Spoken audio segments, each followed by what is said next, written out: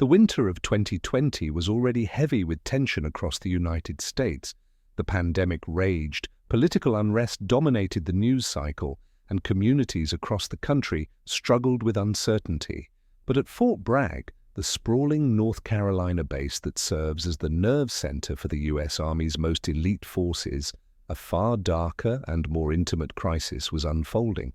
It would begin with two bodies dumped unceremoniously in a wooded area just outside the installation's limits, and it would end with questions that reached the very heart of America's military machine.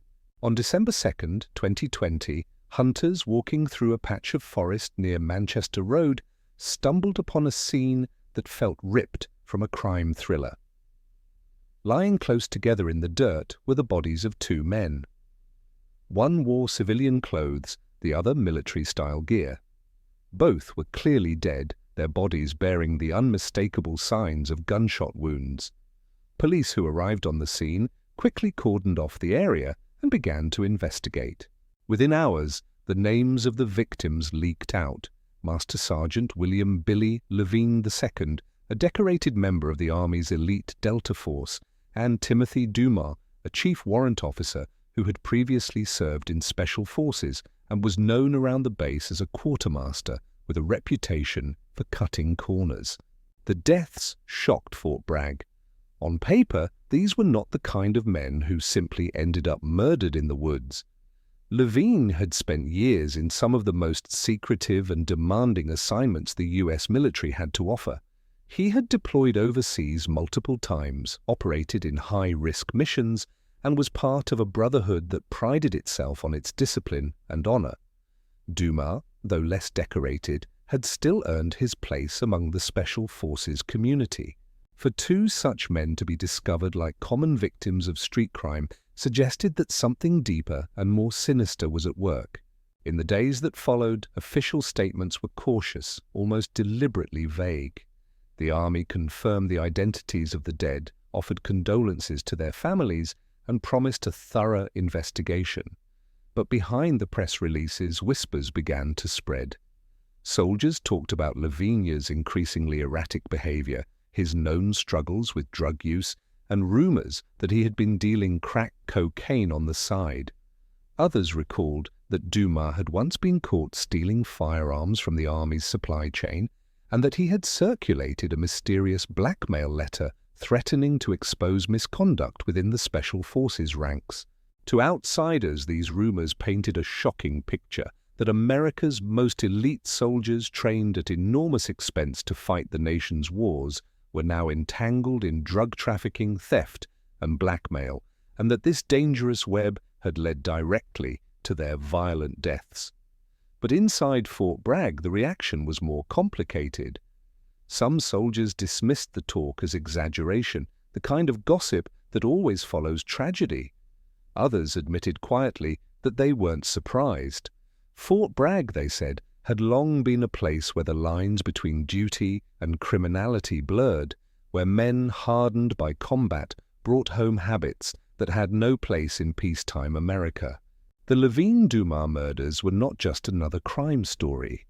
They were the beginning of a much larger revelation, one that would ultimately expose a culture of secrecy, drug abuse, and corruption at the very heart of U.S. Special Operations. For Seth Harp, a journalist and Iraq War veteran, this was the opening chapter of an investigation that would peel back layers of silence and denial, revealing how the shadow world of Special Forces had begun to mirror the very enemies it was sworn to fight. Investigators soon realized that the deaths of William Levine and Timothy Dumas could not be explained away as a simple robbery gone wrong.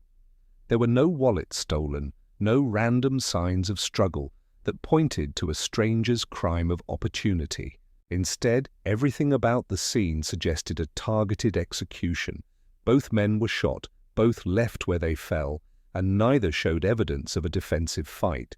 Whoever pulled the trigger had come with a clear purpose: to silence them. The Army's public information officers repeated the familiar refrain of no evidence of foul play in the days following the discovery, a statement so implausible that it sparked outrage among those following the case. How could two men with gunshot wounds not be victims of foul play? The wording seemed deliberately evasive, an attempt to tamp down speculation before it grew too loud. But the effort had the opposite effect. Journalists began to dig, soldiers whispered more openly, and the contradictions became too glaring to ignore. Lavinia's background came under immediate scrutiny. While officially celebrated as a battle-hardened operator with years of service, his personal life told a darker story. He had faced disciplinary actions, clashed with commanders, and spiraled into drug use that was well known among his peers. Some claimed he not only consumed but distributed narcotics, using his reputation and connections to shield himself from consequences. Dumas, for his part, had a checkered history that made his involvement in Levine's world seem less like coincidence and more like partnership. He had already been caught trafficking firearms, an offense that in another environment would have landed him in prison. Instead, within the insular culture of Fort Bragg, it was quietly handled, brushed aside with minimal accountability. The threads between the two men grew tighter with each revelation. Dumas was said to have written a letter threatening to reveal corruption among special forces if certain debts were not settled. Levine, meanwhile, had ties to civilian dealers in Fayetteville, the gritty military town that borders Fort Bragg and has long been infamous for crime. Their deaths, then, began to look like the inevitable outcome of a system where elite soldiers operated by their own rules, where drugs, weapons, and intimidation blurred the boundary between service and criminality. For the families, the official silence was devastating. They were left with questions that no one in uniform seemed willing to answer. Why were their loved ones in that wooded area together? Who wanted them dead? And why did the army appear more interested in controlling the narrative than uncovering the truth? The absence of clarity created fertile ground for speculation, and soon the story spilled beyond the gates of Fort Bragg into national headlines. Yet, as journalists like Seth Harp discovered, the murders were not anomalies. They were the most visible crack in a dam that had been leaking for years. Between 2020 and 2021 alone, Fort Bragg recorded more than 100 deaths among its soldiers, overdoses, suicides, murders, and unexplained incidents that never made it past local news. Each death was written off as an isolated tragedy. Taken together, they formed a chilling pattern. Harp began piecing together the evidence, tracing the ways in which soldiers returning from long deployments carried home both trauma and temptation. Afghanistan, in particular, had offered special forces troops an environment where narcotics were not just common but central to the conflict. U.S. forces often worked with Afghan warlords and militias deeply embedded in the heroin trade. The skills these soldiers honed overseas, covert movement, smuggling, cultivating secret networks, could just as easily serve criminal purposes at home. And in many cases they did. The double murder of Lavigne and Dumas, then, was not only a human tragedy, but a symbolic one. It exposed the underbelly of Fort Bragg, a place where America's most elite warriors trained for shadow wars abroad, while living shadow lives within their own ranks. To understand why these men died, Harp would need to unravel a story that stretched from the blood-soaked fields of Afghanistan to the quiet neighborhoods of North Carolina. It was a story of drugs, secrecy, violence, and the devastating toll of wars that never truly ended. As investigators combed through the lives of the two men, contradictions piled up. On one hand, the Army emphasized their service records, listing deployments, medals, and years of experience in special operations.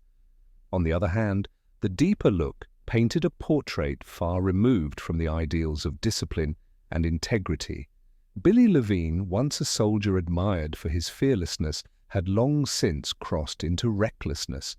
Accounts from those who knew him suggested he was consumed by his addictions, often reckless in his behavior and increasingly entangled in Fayetteville's underground drug scene. Timothy Dumas' reputation was equally complicated. To the outside world, he was a warrant officer trusted with logistics and supply, but within the barracks he carried the aura of a hustler. His arrest for stealing firearms was a red flag that should have ended his career, yet somehow he had avoided lasting punishment. Those close to him described him as ambitious but reckless, a man who thought his position within Special Forces gave him both protection and leverage. That leverage appeared to surface in the infamous blackmail letter, which threatened to blow the lid off a range of misconduct, from trafficking to financial corruption, unless Dumas's demands were met.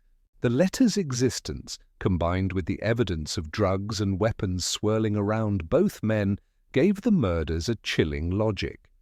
If Dumas had tried to strong-arm the wrong people, and if Levine was indeed a player in the same dangerous networks, then their deaths could have been less about personal vendetta and more about containment. They may have known too much, pushed too far, or simply become liabilities. Yet what stood out most in the aftermath was not only the brutality of their deaths, but the Army's apparent unwillingness to confront the implications. Instead of transparency, there was deflection. Instead of accountability, there was silence. Even as reporters pressed for details, the narrative remained tightly controlled. This silence became its own form of evidence, proof that the truth risked exposing something far larger than two fallen soldiers. The culture at Fort Bragg offered clues to why this might be the case. For decades, the base had been shrouded in mystique, home to Delta Force, Green Berets, and other units whose missions rarely made the news. That secrecy, while vital for national security, also created shadows where misconduct could hide. Soldiers who crossed lines often did so believing their skills and connections would shield them from consequence. And too often, they were right. The result was a paradox. These were men trained to operate with precision, integrity, and loyalty under the harshest conditions. Yet, outside the battlefield, some of those same traits, risk-taking, secrecy, aggression, mutated into destructive behaviors. Drugs filled the gaps left by trauma. Weapons became tools of intimidation rather than protection. And networks meant for covert operations were repurposed into criminal enterprises. For families of the fallen, the silence was unbearable. Rumors swirled faster than answers, and speculation spread through Fayetteville like wildfire. Was the Army covering up a cartel within its own ranks? Were the deaths of Levine and Dumas linked to the shocking wave of overdoses and suicides on base? Could this double homicide be part of something much larger, a system of corruption that reached far beyond two individuals? As Seth Harp continued his investigation, it became clear that the murders were not isolated tragedies. They were the visible tip of a hidden crisis. At Fort Bragg, the line between soldier and criminal had blurred so dangerously that distinguishing one from the other was no longer straightforward, and for every body left in the woods, there were dozens more lives unraveling quietly behind closed doors. The deeper one looked into Fort Bragg's recent history, the harder it became to treat the double murder as an isolated event. In fact, by the end of 2021, the base had recorded a staggering 109 deaths, an extraordinary figure for a single military installation. Some were attributed to overdoses, others to suicides, and still others to homicides that were either never solved or never fully explained. Families demanded answers, but often they were met with silence or carefully crafted statements that avoided the uncomfortable truth. Behind the numbers was a grim pattern. Soldiers returned from deployments carrying invisible wounds, trauma, moral injury, the corrosive effects of living in constant danger. Many sought refuge in alcohol or drugs, habits that were often tolerated so long as they did not interfere with missions.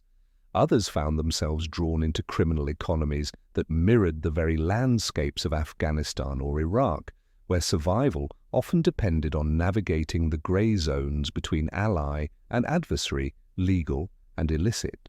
The deaths of Levine and Dumas fit neatly into this disturbing picture. If the official narrative had been honest, It might have admitted that Special Operations soldiers were not immune to the temptations and dangers they fought against overseas. Instead, the system seemed designed to bury those truths. Commanders had little incentive to publicize scandals that would tarnish the prestige of their units. Local law enforcement, wary of overstepping onto federal turf, often deferred to the army. And within the closed circle of special forces, loyalty and silence were prized above transparency. This climate of secrecy made Fort Bragg a perfect breeding ground for what Seth Harp would later call a cartel. It was not a cartel in the traditional sense of a centralized organization with a clear hierarchy, but rather a network of soldiers, veterans, and civilians whose activities, smuggling, trafficking, blackmail, mirrored the operations of criminal syndicates. Drugs moved through Fayetteville and onto the base with ease. Weapons that were supposed to be secured in armories slipped into private hands. And men like Levine and Dumas, caught between their roles as soldiers and their appetites for risk and profit, walked the line until the line finally consumed them.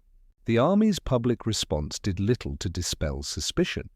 Official press releases emphasized ongoing investigations and no credible threat to the community, phrases that rang hollow when set against the raw reality of bodies piling up. For the soldiers who still believed in the ideals of service, this disconnect was disheartening. For the families who had lost loved ones, it felt like betrayal. Meanwhile, the town of Fayetteville, long accustomed to living in the shadow of Fort Bragg, wrestled with its own uneasy truths. Local residents knew the reputation of the Special Forces community, admired for their bravery, feared for their volatility. Bars and nightclubs near the base were filled with stories of operators who drank too hard, fought too violently, and sometimes vanished without explanation. When news of the double murder broke, many locals nodded grimly. To them, it was confirmation of what they had seen for years but rarely dared to say aloud. By the time Seth Harp began assembling the pieces, the narrative had grown larger than two men found dead in the woods. It had become a story about an institution at war with itself, a place where the culture of secrecy and heroism masked a deeper rot. Fort Bragg was supposed to be the pinnacle of American military excellence. Instead, it looked increasingly like a fortress with cracks running through its walls, cracks wide enough for drugs, weapons, and death to seep through. As weeks turned into months after the killings of Billy Levine and Timothy Dumas, the official investigation seemed to stall. No arrests were made, no suspects publicly identified, and no clear motive offered. The case appeared to slip into the shadows, much like so many other unexplained deaths at Fort Bragg. Yet in the court of public opinion, silence only deepened suspicion. Families, veterans, and journalists all began asking the same question. Was the Army more interested in protecting its reputation than in finding the truth? To many observers, the murders symbolized the dangerous overlap between Special Forces culture and organized crime. It was not that every soldier was corrupt, but rather that the environment itself created opportunities for corruption to flourish. Deployments to Afghanistan had exposed operators to a vast narcotics economy. Soldiers tasked with countering the Taliban often worked alongside Afghan power brokers who financed themselves through opium production. In such a climate, the boundary between counterinsurgency and complicity was razor-thin. Some soldiers carried those blurred lines home with them, turning war-born skills into peacetime profiteering. Levine, with his reputation for drug use, became a cautionary example of how easily elite training could be twisted. He had access to networks, discipline, and secrecy. The very tools that made him effective in battle also made him a valuable player in criminal circles. Dumas, with his background in logistics and his brazen theft of firearms, added another layer to the equation. Together, they embodied the uncomfortable truth that the Special Forces community was not immune to the same vices it fought against abroad. The eerie detail of the case was how ordinary it felt within the broader pattern at Fort Bragg. By 2020, deaths on the base had become almost routine. Soldiers were discovered overdosed in barracks, shot in mysterious circumstances, or found hanging under conditions that left families unconvinced by official explanations of suicide. Each case was treated as an isolated incident, a tragedy, but not a symptom. Yet anyone willing to connect the dots saw something else: a systemic failure, an institution unable or unwilling to confront its own shadow. For Seth Harp, the double homicide became a prism through which to view the wider collapse of accountability.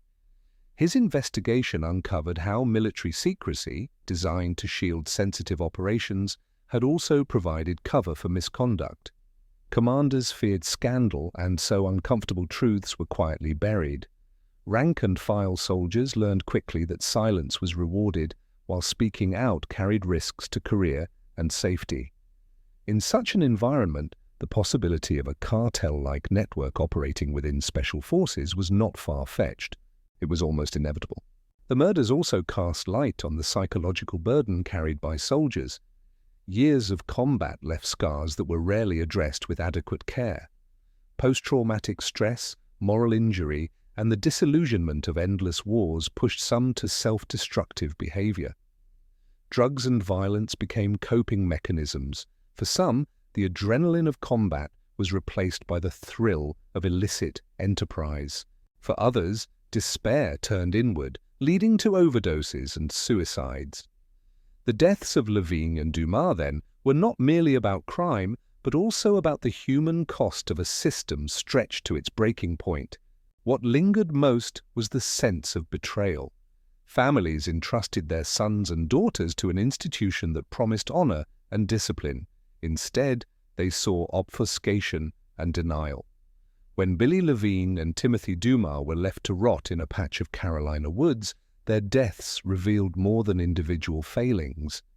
They revealed an institution struggling to contain the darkness within its own ranks, a darkness that could no longer be hidden behind medals, uniforms, and patriotic rhetoric. By the time the story of Lavigne and Dumas had faded from the headlines, Fort Bragg was already grappling with its next wave of grim statistics. Bodies kept turning up, sometimes in barracks, sometimes in Fayetteville motels, sometimes in wooded areas eerily similar to the patch of forest where the two men were found. Each case brought fresh grief but little clarity. For outsiders, it looked like coincidence piled on coincidence.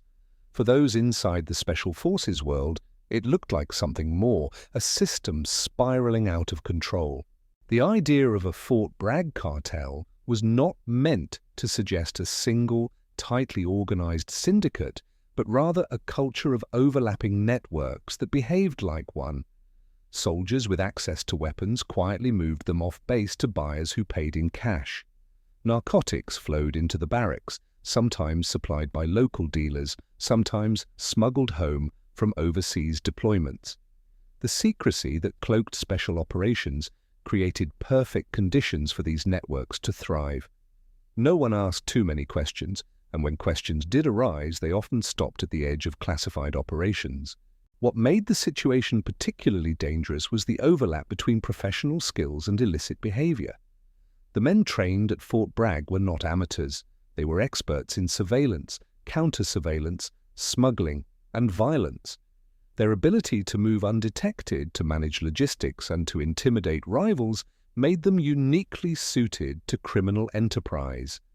When such men drifted into the drug trade, they did not stumble. They excelled. The same qualities that made them formidable warriors made them formidable criminals. For the Army, acknowledging this reality was unthinkable. The myth of the Special Forces operator was too central to the institution's image. To admit that decorated soldiers were dealing crack, stealing guns, or silencing rivals with bullets would not only tarnish reputations, it would undermine faith in the military itself. And so the deaths were handled quietly, the investigations kept under wraps, the scandals minimized. The result was an environment where impunity flourished. The double murder of Lavigne and Dumas fit neatly into this pattern of denial. There were clear leads to pursue: rumors of drug debts, whispers of blackmail, evidence of stolen weapons, but no public progress. It was as though the system had decided it was safer to leave the case unsolved than to expose what solving it might reveal.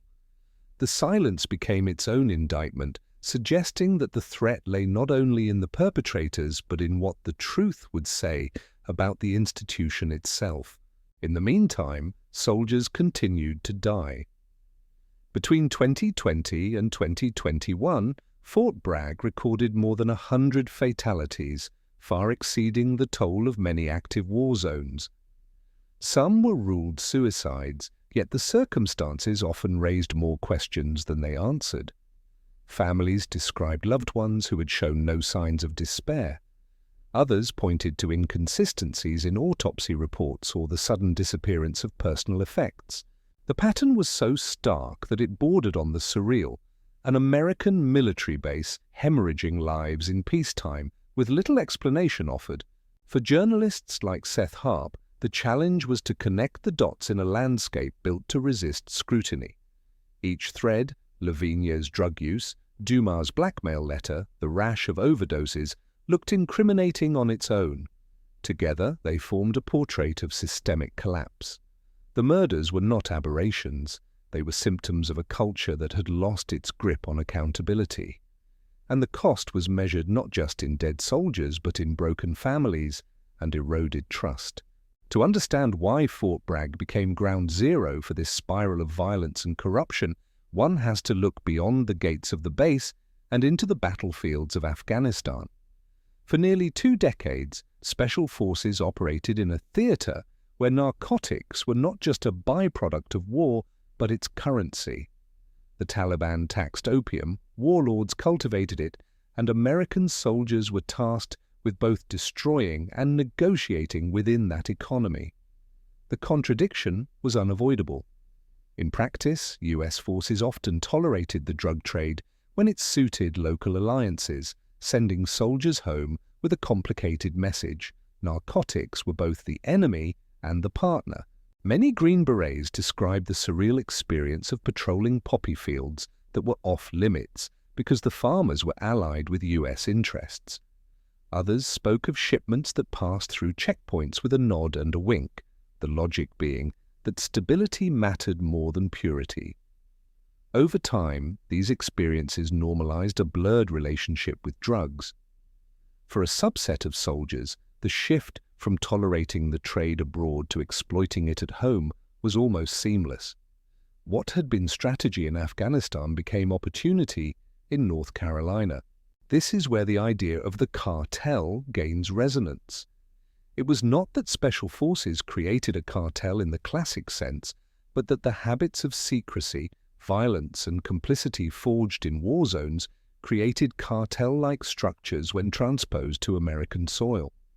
Weapons were stockpiled, drugs were moved, debts were enforced through intimidation, and those who posed a risk were silenced. The murders of Billy Levine and Timothy Dumas were the bloody punctuation marks in that story. They suggested that disputes once handled in whispers were now being settled with bullets. Yet, even as this pattern emerged, official channels insisted on reducing each death to an individual tragedy. A suicide, an overdose, a domestic dispute. Rarely did anyone acknowledge the possibility of systemic rot. This narrative of isolation protected the institution but left families without answers. Parents who buried their sons demanded explanations that never came. Widows were told to move on as though their husbands' deaths were unfortunate but unremarkable. For many, the indifference was more painful than the loss itself. The press, meanwhile, struggled to gain traction. America lionized its special forces. Questioning them carried a stigma. Reporters who dug too deeply were accused of undermining national security or dishonoring the fallen. The Army's tight control of information only deepened the challenge. Autopsy reports were delayed or heavily redacted. Internal investigations rarely saw daylight. The wall of silence reinforced the perception that something larger was being concealed. For Seth Harp, the story became not just about drugs and murder, but about the architecture of secrecy itself. The same classified channels that protected battlefield tactics were now shielding misconduct from public scrutiny. It was a dangerous inversion. The tools meant to keep Americans safe abroad were being used to obscure the truth at home. And within that darkness, violence flourished unchecked. The implications stretched beyond Fort Bragg. If the most elite units of the U.S. Army could succumb to such corruption, what did that say about the health of the broader military? If war bred habits of complicity with narco networks, what would happen as tens of thousands of veterans carried those experiences back into civilian life? These questions cut to the core of America's post-9/11 legacy, suggesting that the wars had not only reshaped foreign battlefields, but had also carved deep scars into the heart of the very institution that waged them. As the body count at Fort Bragg continued to rise, the silence began to fracture, not from the institution itself, but from the families left behind. Mothers and fathers who had once proudly displayed their children's medals now found themselves navigating a maze of unanswered questions. Some received curt explanations: suicide, drug overdose, or accident. Others were told that the circumstances were classified, a word that only deepened their suspicions. For many, grief transformed into determination. They began writing letters, filing FOA requests, and contacting journalists. One of the most persistent patterns families noticed was the speed with which cases were closed. Soldiers found dead under mysterious conditions were often given cursory investigations before being ruled suicides. In several cases, evidence was mishandled or never collected at all. Witnesses reported being ignored, and contradictions in the official record went unexplained. It was as if the system's priority was not uncovering the truth, but containing it. A few whistleblowers within the ranks confirmed these suspicions. They spoke, often off the record, about weapons disappearing from armories, about drug stashes discovered in barracks, about fellow soldiers who lived double lives as respected operators by day and dealers by night. Some hinted that they feared for their safety if they spoke too openly. One investigator described the atmosphere as trying to dig through concrete with a spoon. The harder you worked, the more resistance you faced, not from criminals alone, but from the institution itself. These testimonies gave fuel to reporters like Seth Harp, who was piecing together a mosaic of dysfunction and danger. But even Harp faced the limits of access. He could reveal patterns, connect deaths, and raise alarms, but the Army's official narrative remained unchanged. Each case was treated as an isolated misfortune, never as part of a wider crisis. The discrepancy between lived reality and official explanation grew more glaring with every new death. What made this disconnect so devastating was the human toll it imposed on families. Widows recounted being left to raise children with no sense of closure. Parents described sleepless nights replaying their last conversations, haunted by doubts about what really happened. Some relatives began to connect with each other, forming informal networks of the bereaved. Together they compared stories, pieced together timelines, and discovered that their tragedies were not unique, but part of a larger, disturbing pattern. For those who pushed hardest, the retaliation could be subtle but crushing. Access to information was blocked. Benefits were delayed. Some were told that pursuing answers would dishonor their loved one's memory. The message was clear: stop asking questions. Yet the persistence of these families kept the issue alive, forcing at least some media outlets and members of Congress to acknowledge that Fort Bragg's troubles were more than rumor. In this clash between silence and exposure, the stakes were larger than any single murder. At issue was whether America could face the hidden costs of its forever wars, the corruption seeded in distant battlefields, the trauma carried home by elite soldiers, and the violence that festered in the shadows of one of its most celebrated military institutions. The murders of Lavigne and Dumas were not the end of the story, but the opening chapter in a reckoning that refused to be buried. By the time the deaths of Billy Lavigne and Timothy Dumas reached national headlines, pressure was mounting for a broader reckoning. Members of Congress began asking questions, though many of their inquiries were carefully worded, reflecting both political caution and the sensitivity of challenging the Special Forces community. The Pentagon promised reviews, but these often amounted to bureaucratic exercises, commissions formed, reports drafted, and language sanitized until responsibility all but evaporated. Local authorities in Fayetteville and Cumberland County faced a different challenge. They lived in the shadow of Fort Bragg, an installation that was both the region's economic engine and its most powerful institution. Investigating soldiers, particularly Special Forces operators, meant navigating a minefield of jurisdictional conflicts and political risk. On paper, civilian law enforcement had authority. In practice, Fort Bragg's internal mechanisms often superseded or stifled outside probes. Detectives spoke of cases going cold, not because evidence was lacking, but because access was denied. When journalists attempted to push harder, the response from military leadership was defensive. Statements emphasized the honor of the Special Forces community, the exceptional stresses of combat deployments, and the Army's commitment to accountability. What they did not emphasize were the patterns that tied so many of these deaths together: drugs, violence, secrecy, and the silence of peers. The institutional reflex was to treat each tragedy as discrete and unconnected, to diffuse systemic suspicion before it could harden into scandal. Behind closed doors, however, there were officials who recognized the depth of the problem. Internal memoranda acknowledged that Special Forces units had been stretched thin by 2 decades of war, leading to burnout, substance abuse, and disciplinary breakdowns. Some commanders warned that the culture of elite secrecy, so vital on the battlefield, was eroding accountability at home. Yet these warnings rarely reached the public, and when they did, they were couched in language so careful that their urgency was lost. For the soldiers still serving, the atmosphere became one of uneasy duality. On the one hand, they carried out dangerous missions abroad, celebrated as warriors and professionals. On the other, they returned to barracks where drugs circulated, weapons sometimes went missing, and the line between comrade and threat blurred.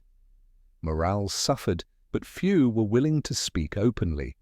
In the military, silence was often synonymous with survival, not just in combat, but in navigating the politics of the institution. Families of the dead continued to push for recognition, and their persistence kept the issue alive in Washington. Yet even when congressional hearings touched on Fort Bragg, the conversations often widened into broad discussions of mental health, suicide prevention, or military readiness. These were important topics, but they diverted attention away from the darker questions. Was there organized criminal activity within Special Forces? Were murders being disguised as suicides?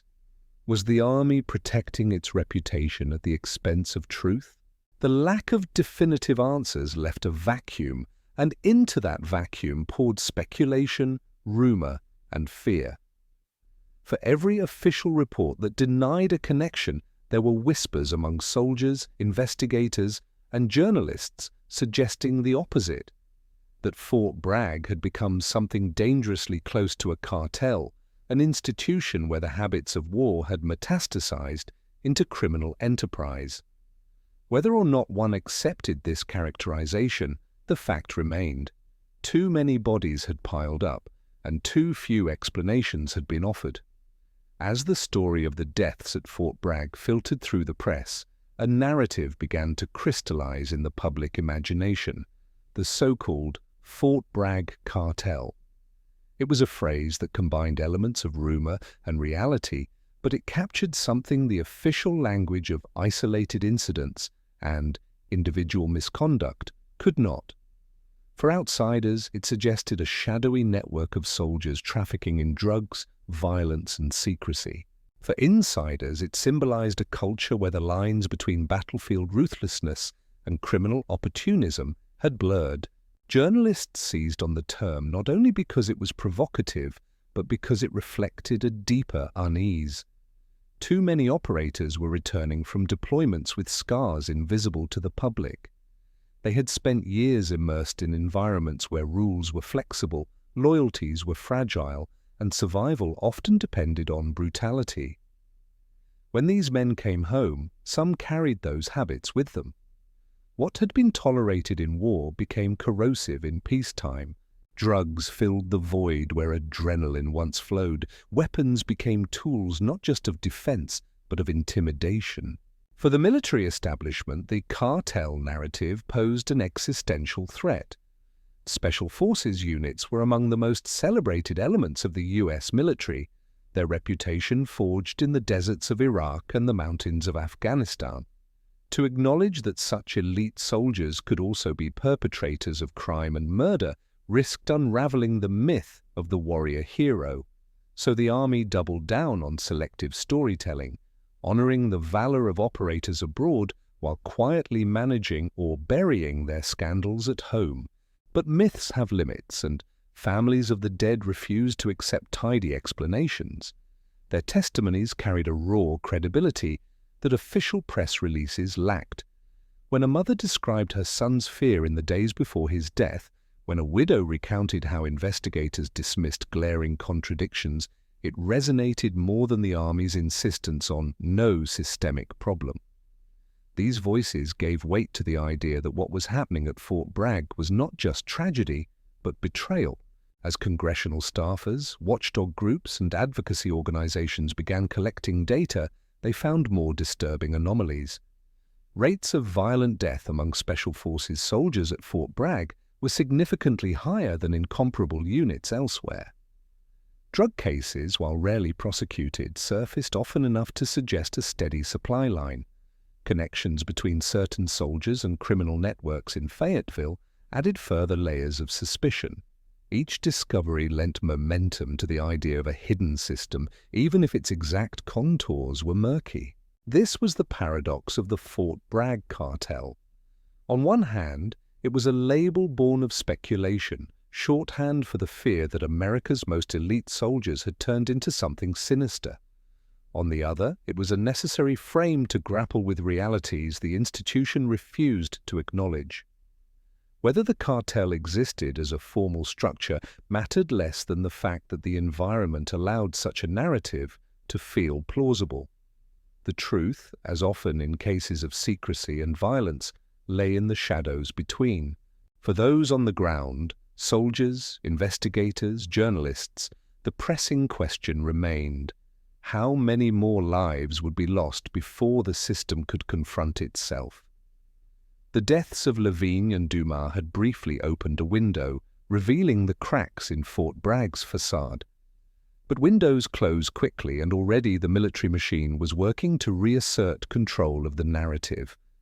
What lingered was the sense that something larger, darker, and unresolved still pulsed beneath the surface of America's most storied military.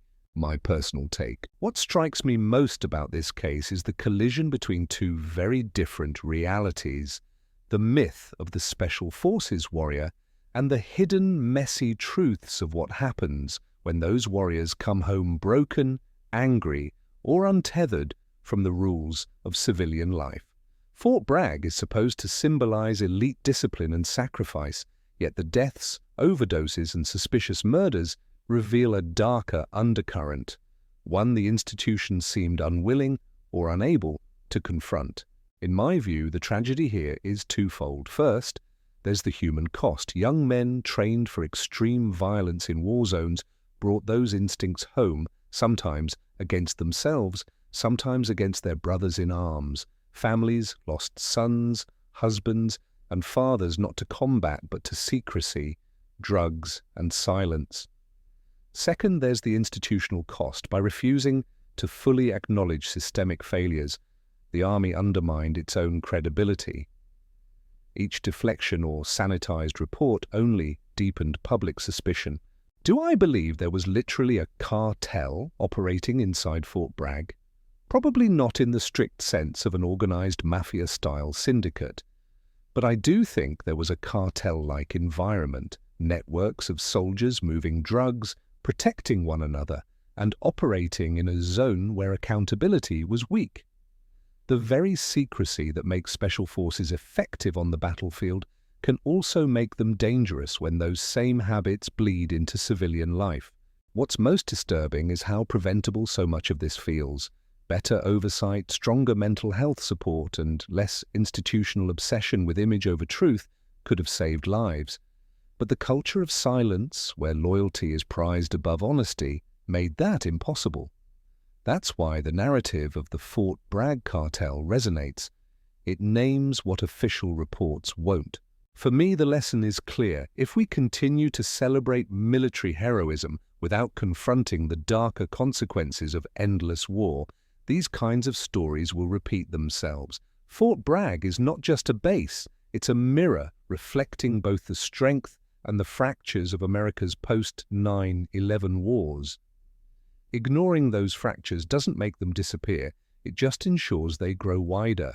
Drugs, guns, and secrets. Fort Bragg had long been known as the beating heart of America's Special Operations Forces, a place where elite soldiers honed their skills in secrecy before being sent to fight shadow wars abroad. But behind the carefully guarded gates, a different kind of shadow war was unfolding.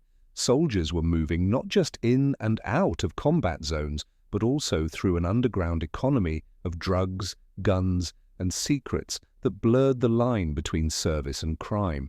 The culture of weapons was already woven into the DNA of special forces. Operators spent years mastering firearms, demolitions, and tactics designed for unconventional warfare. Yet outside the wire, those same weapons became currency in illicit trades. Guns disappeared from armories and reappeared on the black market, sometimes traced back to violent crimes across state lines.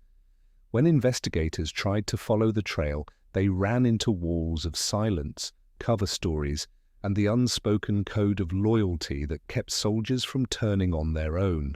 Drugs added another layer to the spiral. After multiple deployments, many soldiers relied on opioids, stimulants, or steroids to keep themselves going. Some turned to cocaine or meth for the same adrenaline rush combat once gave them. What started as self-medication often expanded into trafficking, with soldiers using their discipline, logistical knowledge, and combat networks to move product. In a town like Fayetteville, where the civilian economy revolved around the military, these networks found plenty of willing customers and protection. The secrecy that defined Special Forces operations became the perfect shield for these activities. Families and friends of soldiers often sensed something was wrong. Erratic behavior, sudden bursts of cash, cryptic late-night disappearances. But when they asked questions, they got nothing. Officially, the Army treated these cases as isolated lapses of judgment. Unofficially, everyone knew the problem was bigger than a few bad apples. By the time journalists began piecing the puzzle together, the pattern was undeniable. Guns were flowing into criminal hands. Drugs were circulating inside barracks and spilling out into the civilian community. Soldiers who had been trained to fight America's enemies abroad were living double lives at home, caught between loyalty to their units and loyalty to a new underground brotherhood. And whenever a crime crossed the line into violence, whether a body dumped in the woods or a suspicious overdose, the secrecy around Fort Bragg deepened.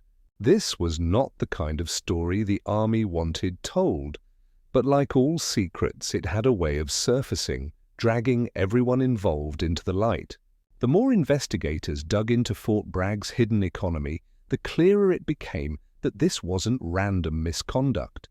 There were patterns, organized methods of moving contraband, shared connections between soldiers and civilians, and a code of silence that made breaking cases nearly impossible. Firearms were the clearest evidence.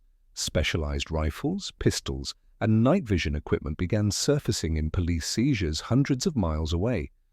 Some of the weapons traced directly back to military stockpiles. Investigators suspected that soldiers had found ways to exploit gaps in the supply chain. moving gear out during deployments, or misreporting damaged equipment as destroyed when it had actually been smuggled off base. These weren't just collector's items, they were tools of violence, often ending up in the hands of gangs or cartels. At the same time, drugs flowed in the opposite direction. Afghanistan, Iraq, and other conflict zones had exposed soldiers to narcotics markets on a scale most Americans couldn't imagine. Some operators, familiar with smuggling routes and safe-house logistics, carried that knowledge home. By the late 2010s, heroin and synthetic opioids were rampant in Fayetteville.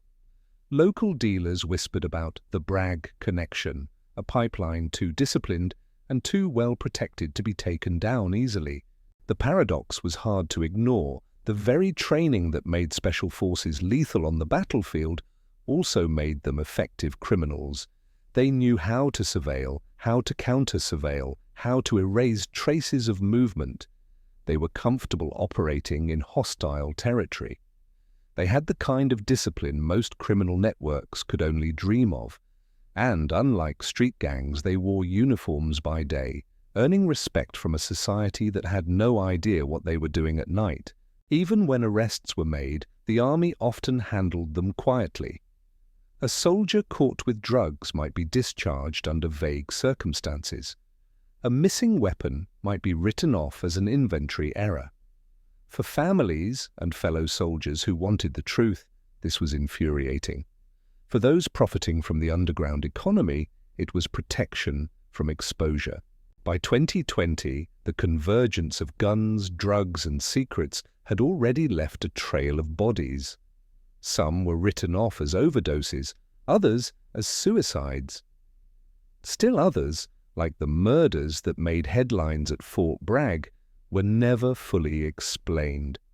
What bound them together was not coincidence, but a web of connections that hinted at something deeper, a shadow cartel operating within the heart of America's most elite fighting force. And yet, despite mounting evidence, the question remained, was this truly a cartel in the traditional sense, or was it something more diffuse, more dangerous, and harder to name? When journalists first started using the term cartel to describe what was happening at Fort Bragg, some critics dismissed it as sensationalism. After all, a cartel suggests a hierarchical organization with leaders, enforcers, and defined routes of power. But the deeper the reporting went, the harder it became to deny that many of the hallmarks were present. Small groups of soldiers were working in concert to move both guns and narcotics. They established trusted networks on base, extended those ties into Fayetteville, and connected further outward into civilian criminal groups. Unlike typical street crews, they operated with military precision. Phones rotated regularly, transactions were conducted with coded language, and debts were enforced not with sloppy threats, but with the cold efficiency of men who had carried out kill orders in war zones. One case in particular revealed the sophistication. A soldier, already decorated for his service, was caught with a cache of cocaine and multiple firearms during what appeared to be a simple traffic stop. The local police assumed it was just another soldier gone rogue. But federal investigators later discovered that his arrest disrupted a chain supplying drugs from Atlanta up through North Carolina, with Fort Bragg serving as the key hub. The soldier hadn't been freelancing, he was part of a coordinated system. The secrecy inside Fort Bragg amplified the problem. Soldiers lived under a veil of classified operations where need to know wasn't just a phrase but a way of life. That same culture made it easy to dismiss questions from outsiders. If a family member asked why someone had thousands in cash after a deployment, the answer could always be, "It's classified." If a suspicious death occurred, military investigators often had the first and last word, leaving local authorities sidelined. Meanwhile, Fayetteville became a town of whispers. Bar owners, pawnshop dealers, and tattoo artists told stories of soldiers showing up flush with money, buying rounds for everyone, then disappearing into the night. Police officers, both on and off duty, knew better than to push too hard when the trail led back to the base. Everyone understood that certain lines weren't safe to cross. The effect was corrosive. For every soldier trying to hold on to a sense of honor, there was another one dragged into the undertow of easy money and secret deals.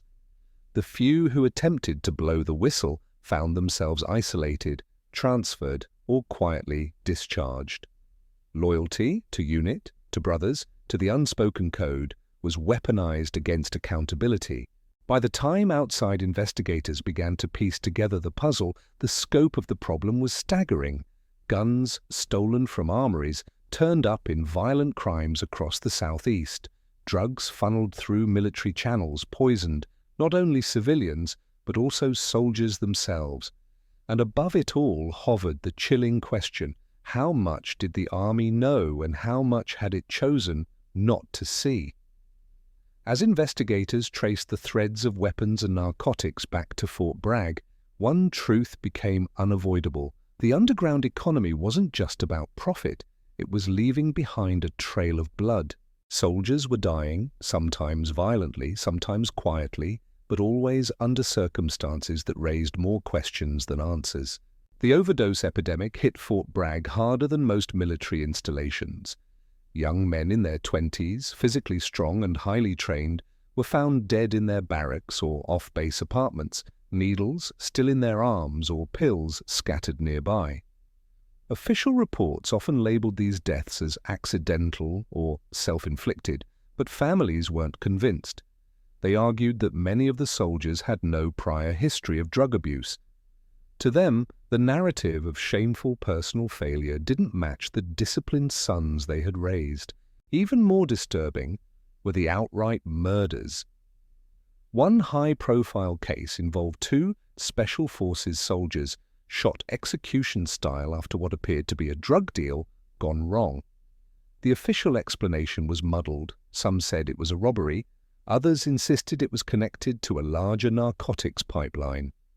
But the brutality of the killings sent shockwaves through the ranks. These weren't street-level criminals. They were elite soldiers, gunned down in a style that suggested organized retaliation. Then came the suicides, or at least deaths classified as suicides. Investigators found inconsistencies, weapons fired from awkward angles, missing fingerprints, or notes that felt staged. For families, the explanations rang hollow. They couldn't shake the suspicion that some of these men had been silenced, either because they knew too much or because they had tried to step away from the networks pulling them in. The Army's public posture was cautious, even evasive. Press releases emphasized the stresses of military life, the toll of repeated deployments, or the scourge of mental health struggles. While all of those factors were undeniably real, critics argued that they were also convenient shields, ways to explain deaths without confronting the possibility that organized criminal activity had infiltrated the heart of America's most celebrated fighting units. Within Fayetteville, however, few doubted the darker truth. Locals spoke openly about the soldiers who had gone missing, the unexplained gunfire in wooded areas near the base, and the sudden influx of military-grade weapons onto the streets. Everyone knew that Fort Bragg's shadow economy was claiming lives, but no one could say how deep it really went. By 2020, the murders, overdoses, and suspicious suicides formed a grim pattern. It wasn't just about drugs or guns anymore. It was about survival in a system where silence was safer than honesty, and where the line between brotherhood and betrayal had blurred beyond recognition. At the center of Fort Bragg's darkness was a culture of secrecy, one that had been carefully cultivated over decades of elite training and shadow wars. Special Forces soldiers were taught from day one that silence was not just a habit, but a survival skill. Missions depended on compartmentalization. The fewer people who knew the full story, the safer the operation. That mindset, so effective in combat, also created fertile ground for criminal networks to thrive. When deaths or overdoses occurred, the instinct was to protect the unit's image before anything else. Families of fallen soldiers often described being met with polite stonewalling. Questions about how or why their loved one had died were deflected, wrapped in phrases like operational security or classified circumstances. The result was a growing sense of mistrust, not only in the Army's ability to keep its soldiers safe, but in its willingness to tell the truth. Whistleblowers faced even steeper odds. Soldiers who dared to question what they saw risked more than career setbacks. Some were transferred abruptly, their reputations quietly tarnished with whispers of mental instability. Others found themselves on the receiving end of veiled threats, reminders that loyalty to the team mattered more than loyalty to abstract ideals of justice. A code of silence bound them, reinforced by the unspoken knowledge that betrayal could be fatal. Meanwhile, commanders walked a tightrope. On paper, their responsibility was to uphold order and discipline, but in practice, many appeared more concerned with containing scandals than exposing them. A murder investigation that led too close to the barracks could destroy careers up the chain of command. A drug bust involving special forces operators could undermine public trust in an institution revered for its precision and heroism. It was easier, safer, to categorize deaths as suicides, to frame overdoses as isolated lapses, and to downplay the possibility of organized networks. Civilian authorities, too, were often frustrated. Local police knew the signs of gang-style operations, the encrypted communications, the retaliation killings, the weapons moving through back channels. But any attempt to investigate beyond the perimeter of Fort Bragg was met with jurisdictional walls. The Army insisted it would handle its own, and local officials had little leverage to push back. In effect, the base operated as a world apart, immune to the same scrutiny that governed the civilian town surrounding it. This duality, the celebrated public image of the Green Beret and the hidden reality of addiction, violence, and cover-ups, created a cognitive dissonance that was hard to reconcile. To the outside world, these soldiers were America's finest, trained to fight and win the hardest battles. Inside the gates, some were spiraling into chaos, protected not by honor, but by silence. By the time reporters like Seth Harp began shining a light on these contradictions, the damage was already immense.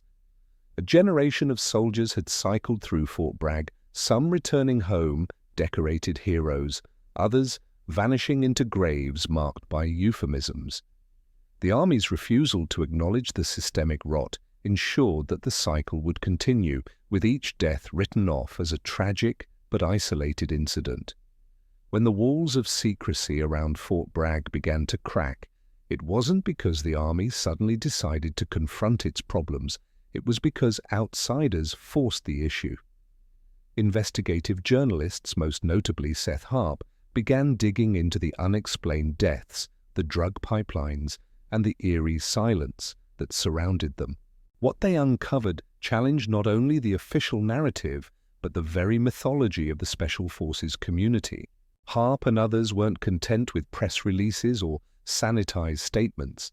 They spoke directly with families who felt betrayed, with former soldiers who had nothing left to lose, and with local residents who had seen the effects of the shadow economy firsthand.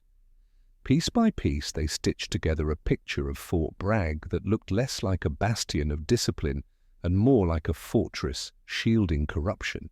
But the backlash was immediate. Army spokespeople pushed back, framing the reporting as sensationalist or unfair. Supporters of the Special Forces community accused journalists of tarnishing the reputation of heroes who had given everything for their country. The narrative of a few bad apples was deployed repeatedly, as though the sheer number of deaths could be explained away as coincidence or personal weakness. Yet, the evidence was too consistent to ignore. Patterns emerged, multiple overdose deaths in the same units, violent killings with similar signatures, weapons that seemed to vanish from inventories and reappear on the streets. Civilian authorities confirmed what locals had long whispered. Fayetteville's drug trade was fueled in part by military-grade supply chains. Journalism, however, could only do so much. While articles and exposés captured public attention, real accountability remained elusive. Military investigations dragged on or ended with inconclusive findings. Families were left with more questions than answers. The institution, fortified by its own internal legal system and layers of classification, proved almost impenetrable.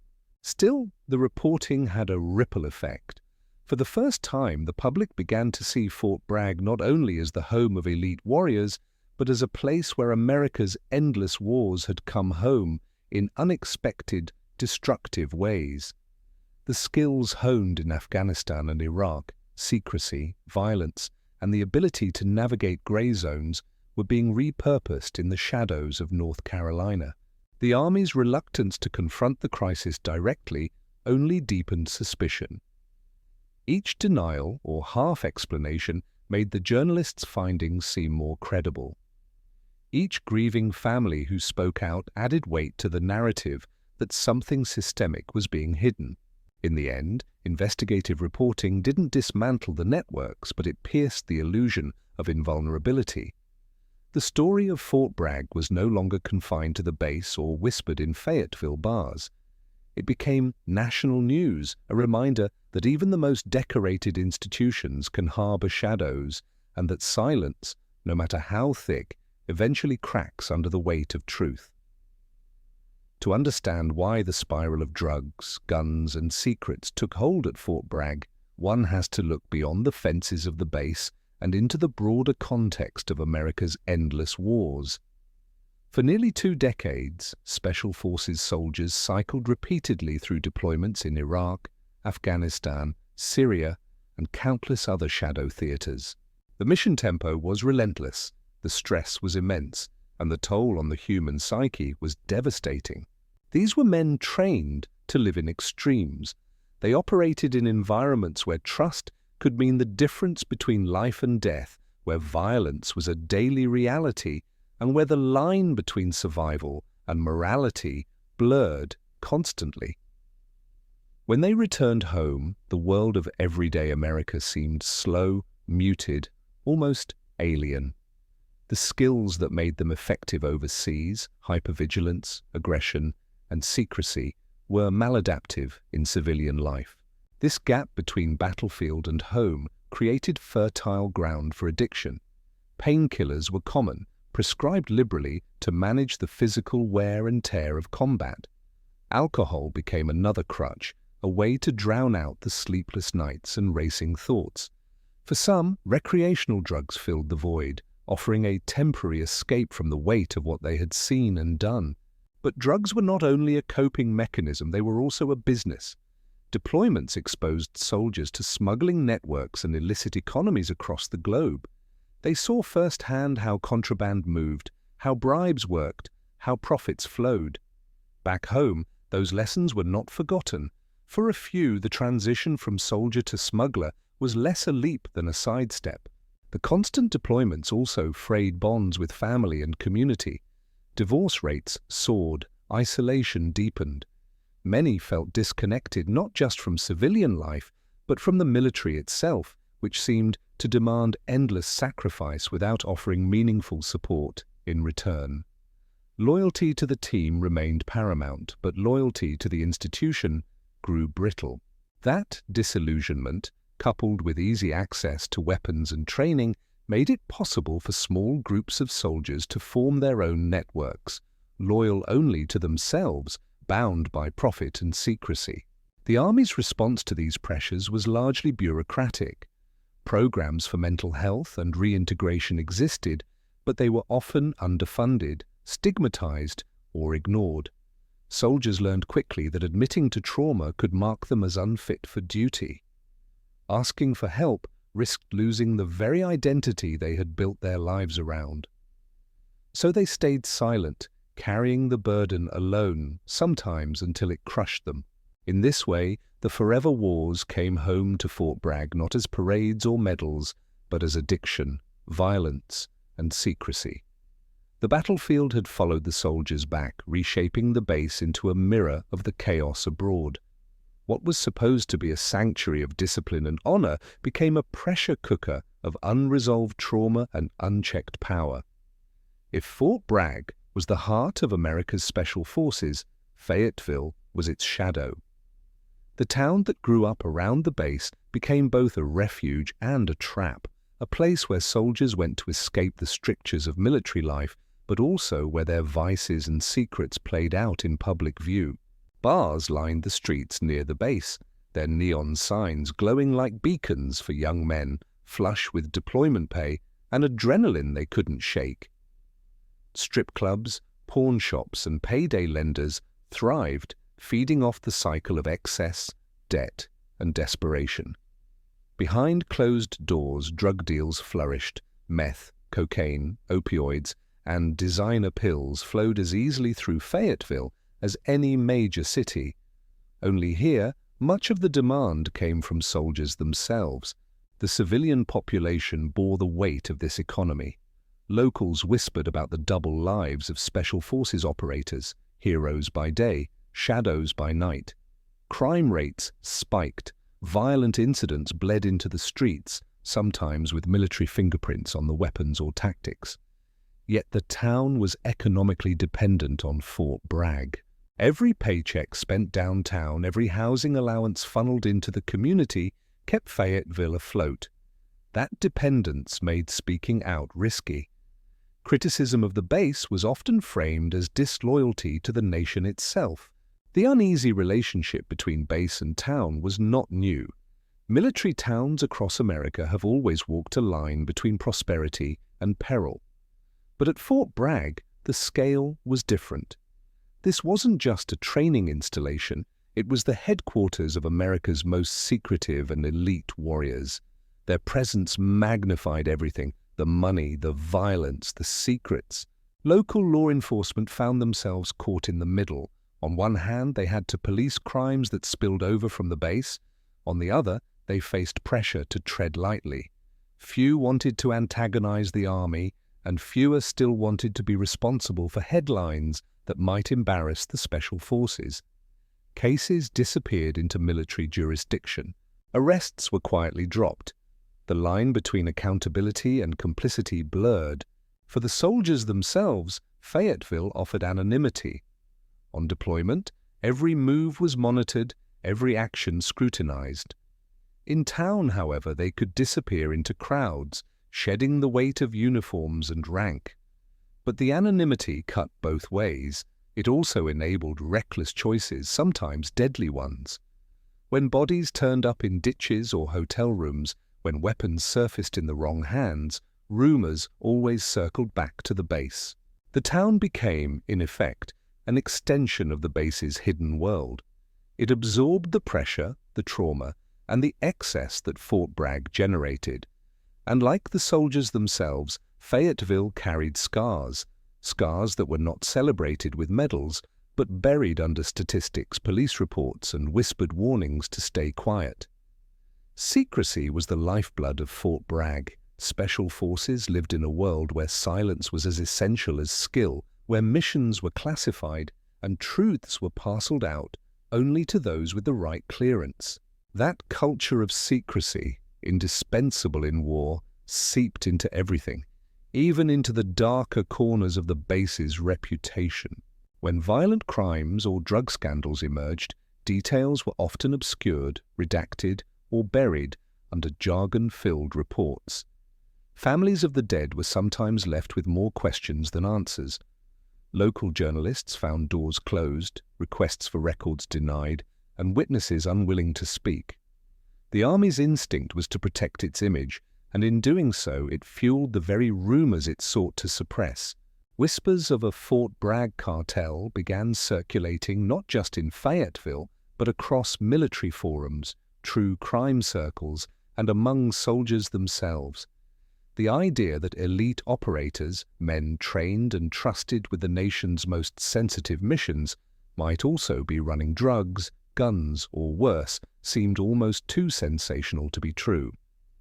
But the fragments of evidence, the overdoses, the unsolved murders, the suspicious disappearances, were enough to keep the rumors alive. This environment of half-truths and denials created fertile ground for conspiracy theories. Some locals spoke of secret burial sites in the woods around the base. Others claimed that rogue soldiers were selling weapons from the armory to cartels or gangs. There were even suggestions of covert operations conducted not overseas but on American soil, hidden behind the shield of national security. The reality was more complicated. In some cases, the army did uncover wrongdoing, drug rings, weapons smuggling, even murder, and quietly disciplined or discharged those involved. But these admissions were rare, and the opacity around them only reinforced the belief that much more remained hidden. Silence became indistinguishable from complicity. For the soldiers, this secrecy cut two ways. On the one hand, it protected them. Their crimes might vanish into sealed files, their misconduct excused as a symptom of trauma or stress. On the other hand, it isolated them further. To live under a code of silence meant carrying the weight of actions unspoken, traumas unacknowledged, and corruption unchallenged. The result was a world where myth and reality blurred. Was there truly a cartel operating out of Fort Bragg? Or was it simply the cumulative effect of many fractured stories amplified by the base's reputation for secrecy? The truth may never be fully known, but in an environment where even the smallest details were hidden, suspicion itself became a kind of truth, a shadow narrative that shaped how Fort Bragg was seen both inside and outside its gates. By the time the headlines faded, what remained at Fort Bragg was less a single scandal than a lingering atmosphere, an uneasy awareness that the base was not just a fortress of American power, but also a vault of hidden sins. Drugs, guns, and secrets had woven themselves into its mythology, becoming inseparable from the public image of special forces. For some, this mythology was thrilling, the idea that America's most dangerous men lived double lives, moving between the battlefield and the underworld. For others, it was terrifying, a betrayal of trust, proof that even the elite were vulnerable to corruption. Both perceptions were fueled by the same absence of clarity. The army rarely offered full transparency, and in that void, speculation thrived. Meanwhile, the soldiers themselves carried the heaviest burden. Many had entered the military seeking purpose, honor, or redemption, only to find themselves consumed by cycles of violence, addiction, and secrecy. Those who stumbled often did so in silence. Those who survived carried scars invisible to civilians, scars that were too easily ignored once the news cycle moved on. Fayetteville, the town that mirrored the base, reflected these contradictions. It pulsed with money and opportunity, yet bore the scars of crime, addiction, and broken families. For every business that thrived on soldiers' paychecks, there were neighborhoods haunted by overdoses or domestic violence calls. The base and the town could not be separated. They were two sides of the same coin, bound together in prosperity and ruin. The notion of a Fort Bragg cartel may never be conclusively proven. It exists as both rumor and reality, a phrase that captures the essence of what made the base so unsettling: the intersection of power, secrecy, and corruption. In truth, there may not have been a single organized cartel, but rather a network of individuals exploiting their training, resources, and anonymity for personal gain. Yet the outcome, the drugs, the weapons, the bodies, was indistinguishable from the work of a cartel. In the end, what Fort Bragg revealed was not simply the corruption of a few soldiers, but the consequences of a culture where silence was prized above accountability. The same secrecy that made special forces so effective abroad created shadows at home where almost anything could happen, and often did. And so the legacy of drugs, guns, and secrets lingers like smoke in the North Carolina air. For every story exposed, a dozen more remain untold, locked away in sealed files or buried in unmarked graves. The truth about Fort Bragg may never be fully known, but the questions it raises about loyalty, secrecy, and the cost of unchecked power will continue to haunt both the base and the nation it serves. My perspective. What stands out to me in this chapter is how secrecy, originally designed as protection for national security, became a shield for corruption and tragedy. Fort Bragg's operators lived in a world where silence was not only a survival skill, but also a reflex. That reflex, applied at home, created an environment where crimes could be hidden, addiction overlooked, and misconduct excused. I don't see the Fort Bragg cartel as a literal cartel in the sense of a single, unified syndicate. Instead, I see it as a pattern. Scattered networks of soldiers and ex-soldiers who leveraged their training, access, and tight-knit bonds to move drugs, sell weapons, or silence witnesses. Each incident might look isolated on paper, but when you place them together, the picture becomes disturbingly cartel-like. For me, the most unsettling part isn't the crimes themselves, it's the lack of accountability. The army's instinct to protect its image often came at the expense of truth. Families of the dead were left in the dark, journalists were stonewalled, soldiers who needed help were written off until they became another headline. That silence did more damage than any single act of violence because it fed mistrust, suspicion, and the sense that nothing would ever be fully revealed. What I also notice is how Fayetteville mirrored the base. The same soldiers who fought wars abroad lived, drank, and sometimes died in that town. Drugs and violence didn't stop at the gates of Fort Bragg. They spilled into the community, binding the fates of civilians and soldiers together. That connection makes this story not just a military scandal, but a human one that rippled far beyond the chain of command. If Video 1, the murders at Fort Bragg, was about the shocking human cost of unchecked violence, Video 2, drugs, guns, and secrets, feels more like a study of systems, how secrecy and silence can transform isolated misconduct into something systemic. And in my opinion, unless institutions like the Army confront those systemic issues openly, we'll keep hearing echoes of Fort Bragg in other places under different names. The Afghan connection. When Americans think of the war in Afghanistan, they often picture dusty roads, armored convoys, and endless firefights against Taliban insurgents. But beneath the images shown on television, another war was being waged, one fought not over ideology or territory, but over money. Afghanistan was not only a battlefield, it was the world's largest producer of opium, the raw ingredient for heroin. And for soldiers stationed there, the lines between counterinsurgency and black market opportunity were dangerously thin. For special forces at Fort Bragg, Afghanistan was both a proving ground and a temptation.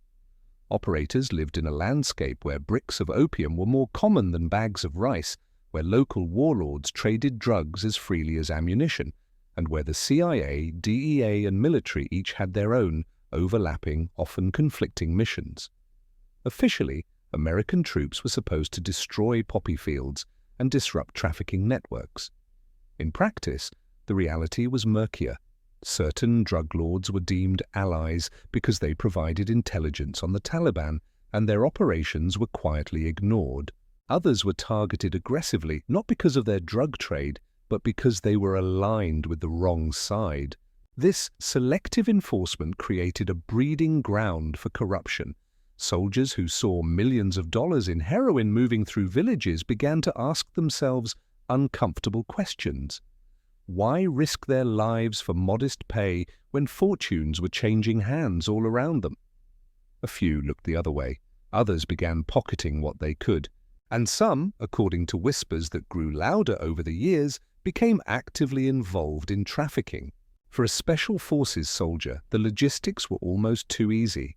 They had access to aircraft, convoys, and supply chains that moved across continents with minimal oversight. Weapons and ammunition were transported under tight secrecy, but so too, insiders suggested, could be drugs. The same men trained to infiltrate enemy lines could just as easily smuggle heroin into Europe or the United States. And once back at Fort Bragg, those connections could continue to flow, linking a distant battlefield to the streets of Fayetteville and beyond. There were stories, some substantiated, many impossible to verify, of soldiers returning home flush with unexplained cash, buying cars and houses that far outstripped their military salaries. Others were caught with stashes of narcotics, though the charges rarely stuck. Official investigations hinted at networks involving not just soldiers, but contractors, interpreters, and even elements of allied intelligence agencies. The deeper one looked, the more tangled the picture became. What tied it all together was the same theme that had haunted Fort Bragg for years: secrecy. In Afghanistan, everything was classified. Missions were redacted into meaninglessness, and records vanished into secure vaults. Allegations of trafficking or profiteering were easy to dismiss as rumor or enemy propaganda. And yet, the heroin kept flowing out of Afghanistan, across borders, and into the veins of addicts worldwide. For the public, the Afghan connection was an abstract concept, an occasional headline about drugs seized in a bust that traced back to Kabul or Kandahar. For those inside Fort Bragg, it was an open secret. The war on drugs and the war on terror were often two sides of the same coin, and soldiers who fought one could easily be tempted by the spoils of the other. The deeper one digs into Afghanistan's narco-economy, the harder it becomes to separate the official war effort from the underworld it supposedly fought against. By the mid-2000s, opium cultivation had exploded, accounting for more than 90% of the world's supply. Entire valleys bloomed with poppy fields, guarded not just by Taliban fighters, but also by militias and power brokers who were, paradoxically, on the payroll of the US government. The American military found itself in an impossible position: destroy the crops and alienate locals who depended on them, or tolerate the trade in exchange for loyalty against insurgents. Too often, tolerance won. For the soldiers on the ground, this policy sent a dangerous signal.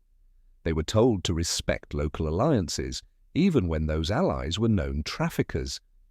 They watched as convoys of trucks, allegedly filled with wheat or construction materials, rumbled past checkpoints, while everyone knew what was really inside. The message was clear: some drug lords were untouchable. The selective blindness fed cynicism among the rank and file, who began to see corruption as the cost of doing business. It was in this grey zone that opportunities flourished. Special forces, who operated with relative autonomy in remote provinces, had unparalleled access to this shadow economy. Unlike conventional units, they could move without constant oversight, relying on trust and secrecy to complete their missions. That autonomy became a double-edged sword. On one hand, it allowed elite teams to strike quickly at insurgents. On the other, it gave rogue operators the freedom to exploit the drug trade for personal gain. Rumors spread of heroin stashed in military cargo, hidden inside fuel tanks, or piggybacked onto flights bound for Europe.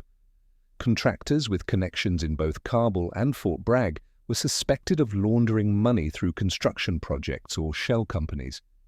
Some soldiers were said to moonlight as couriers, carrying small but valuable shipments during redeployments. These stories were difficult to prove, but the consistency with which they surfaced suggested a pattern. The link between Afghanistan and Fort Bragg became especially troubling when investigators noticed spikes in heroin availability near Fayetteville, the city that shadowed the base. Dealers there began to carry product of unusually high purity, a hallmark of Afghan supply lines. Law enforcement struggled to explain how such narcotics were reaching local streets with such consistency. To some detectives, the answer was obvious. The war abroad was bleeding into the community at home, and soldiers were the bridge. What made this situation even more volatile was the overlap of weapons and drugs. Where heroin flowed, so did guns. Some smuggled out of military stockpiles, others purchased cheaply in Afghanistan and resold at a premium in the United States. This convergence of arms and narcotics mirrored the patterns of organized crime cartels, except now it was seeded within America's most elite warriors. For Fort Bragg's leadership, acknowledging this reality was unthinkable. To admit that special forces were dabbling in drug trafficking would shatter the myth of honor and discipline that the army cultivated. So, as with other scandals, allegations were downplayed, records sealed, and whistleblowers sidelined. Yet the shadows only grew darker, and the Afghan connection became a whispered truth that many suspected but few dared to confirm. By the late 2000s, scattered scandals began to pierce the veil of secrecy surrounding Afghanistan's drug trade and its echoes at Fort Bragg. Most cases were buried in bureaucratic language, unauthorized possession, misuse of government property, phrases that disguise the true gravity of the crimes. But if you read between the lines, a disturbing pattern emerged. Soldiers accused of smuggling heroin, laundering cash, or dealing firearms were quietly disciplined, reassigned, or discharged, while larger conspiracies seemed to vanish in a cloud of classification. One notorious case involved a small team of Special Forces soldiers caught with suspicious packages during a routine customs check after redeployment. The official report mentioned contraband without naming specifics, but investigators later hinted that narcotics were involved. The men were reprimanded, yet none faced major prison sentences. Some returned to service after short suspensions, while others slipped into civilian life with their records curiously sanitized. For those watching closely, it was proof that the institution prioritized its reputation over accountability. Civilian law enforcement occasionally stumbled into these murky waters as well. Fayetteville police officers described raids where they recovered heroin stamped with markings consistent with Afghan suppliers. In several instances, suspects were military affiliated, either active duty soldiers or veterans recently returned from overseas. Yet when local authorities tried to coordinate with the army, cooperation often stalled. Evidence vanished into federal custody, and cases dissolved before reaching trial. It was as if an invisible hand ensured that anything linking Fort Bragg to narcotics was quietly smothered. Behind the scenes, whispers circulated about the pipeline. According to soldiers who later spoke off the record, the pipeline was an informal route through which heroin could travel from Afghan villages to American neighborhoods. It relied on a web of players, interpreters, and contractors to source the product, soldiers with access to airlifts and shipments to move it, and contacts at Fort Bragg to distribute it. Nobody ever mapped it completely, but the idea that such a system could exist inside the US military was chilling. The corruption didn't stop at drugs. Where heroin profits appeared, so did side hustles involving weapons and equipment. A few enterprising soldiers allegedly sold night vision goggles, body armor, and even rifles to buyers abroad, while simultaneously running narcotics back home. The combination created what some observers bluntly called a mini cartel, rooted inside one of the most powerful military installations in the world. For those within the ranks who tried to expose the wrongdoing, the price was high. Whistleblowers found themselves ostracized, reassigned, or quietly discharged. Some received threats that made clear how dangerous it was to challenge the flow of money. The same loyalty and secrecy that kept Special Forces teams alive on the battlefield now shielded illicit operations from scrutiny. Meanwhile, back in Afghanistan, soldiers on the ground continued to face the same impossible dilemma. Destroying poppy fields invited reprisal from local villagers, many of whom relied on opium for survival. Allowing the fields to flourish strengthened traffickers and enriched the Taliban. The blurred morality of war created a perfect smokescreen for those willing to exploit it. And Fort Bragg, with its culture of silence, became the natural endpoint of the Afghan connection. The deeper investigators probed into Afghanistan's narcotics economy, the more they realized it was never just a matter of soldiers going rogue. The heroin trade was entangled with global politics, foreign intelligence services, and the strategies of the war itself. In some ways, it became an unofficial currency of the conflict. Allies were bought, militias were sustained, and local warlords were empowered, not with dollars, but with permission to cultivate and export opium. At the highest levels, this tolerance was rationalized as pragmatic counterinsurgency. Destroying fields meant destroying livelihoods, which risked pushing entire villages into Taliban hands. Turning a blind eye was considered the lesser evil, a means of buying loyalty and stability. But this short-term calculation carried long-term consequences. Every poppy field spared meant more heroin flowing into international markets, and every trafficker tolerated meant another node in a network that stretched all the way back to the United States. The overlap with intelligence agencies only deepened the shadows. Allegations surfaced that certain Afghan strongmen, known to both the CIA and US Special Forces, were not just allies in the fight against the Taliban, but also major narcotics kingpins. These figures played a double role. They provided actionable intelligence, manpower, and logistical support to the war effort, while simultaneously moving heroin across borders. Washington may not have endorsed their drug operations, but by relying on them, the US effectively sanctioned the trade. For special forces on the ground, this blurred line between warfighting and profiteering was disorienting. When they were told to work with local power brokers, they knew full well those men were enriching themselves through the opium economy. Some soldiers convinced themselves that they were simply following orders, while others saw opportunity in the ambiguity. If the system was already corrupt, why not carve out a piece for themselves? Back at Fort Bragg, the implications were enormous. The heroin surfacing in Fayetteville and beyond wasn't just the result of isolated smuggling, it was symptomatic of a larger infrastructure, one nurtured by US policy itself. Law enforcement officials who traced these supply lines often found their investigations running into a wall of classification. When they tried to pull documents or testimony from the military, doors closed. Some suspected that it wasn't just to protect the Army's reputation, but to avoid exposing uncomfortable truths about intelligence complicity in the drug trade. Meanwhile, the flow of money was staggering. Even a small shipment of heroin could generate millions on US streets. For individuals with access to transport planes, secure supply chains, and a base like Fort Bragg as cover, the risk-to-reward ratio was tantalizing. This wasn't just about personal greed. It became a system where corruption was almost built into the machinery of war. What made it particularly disturbing was the way these illicit profits fed back into the cycle of violence. Some of the same funds allegedly went into purchasing weapons for militias, bribing officials, or fueling further instability. In effect, the Afghan heroin trade was underwriting both sides of the conflict, strengthening enemies while enriching supposed allies. And at the center of this paradox stood soldiers and operatives, some of whom brought their shadows home with them, embedding the Afghan connection within Fort Bragg's culture of secrecy.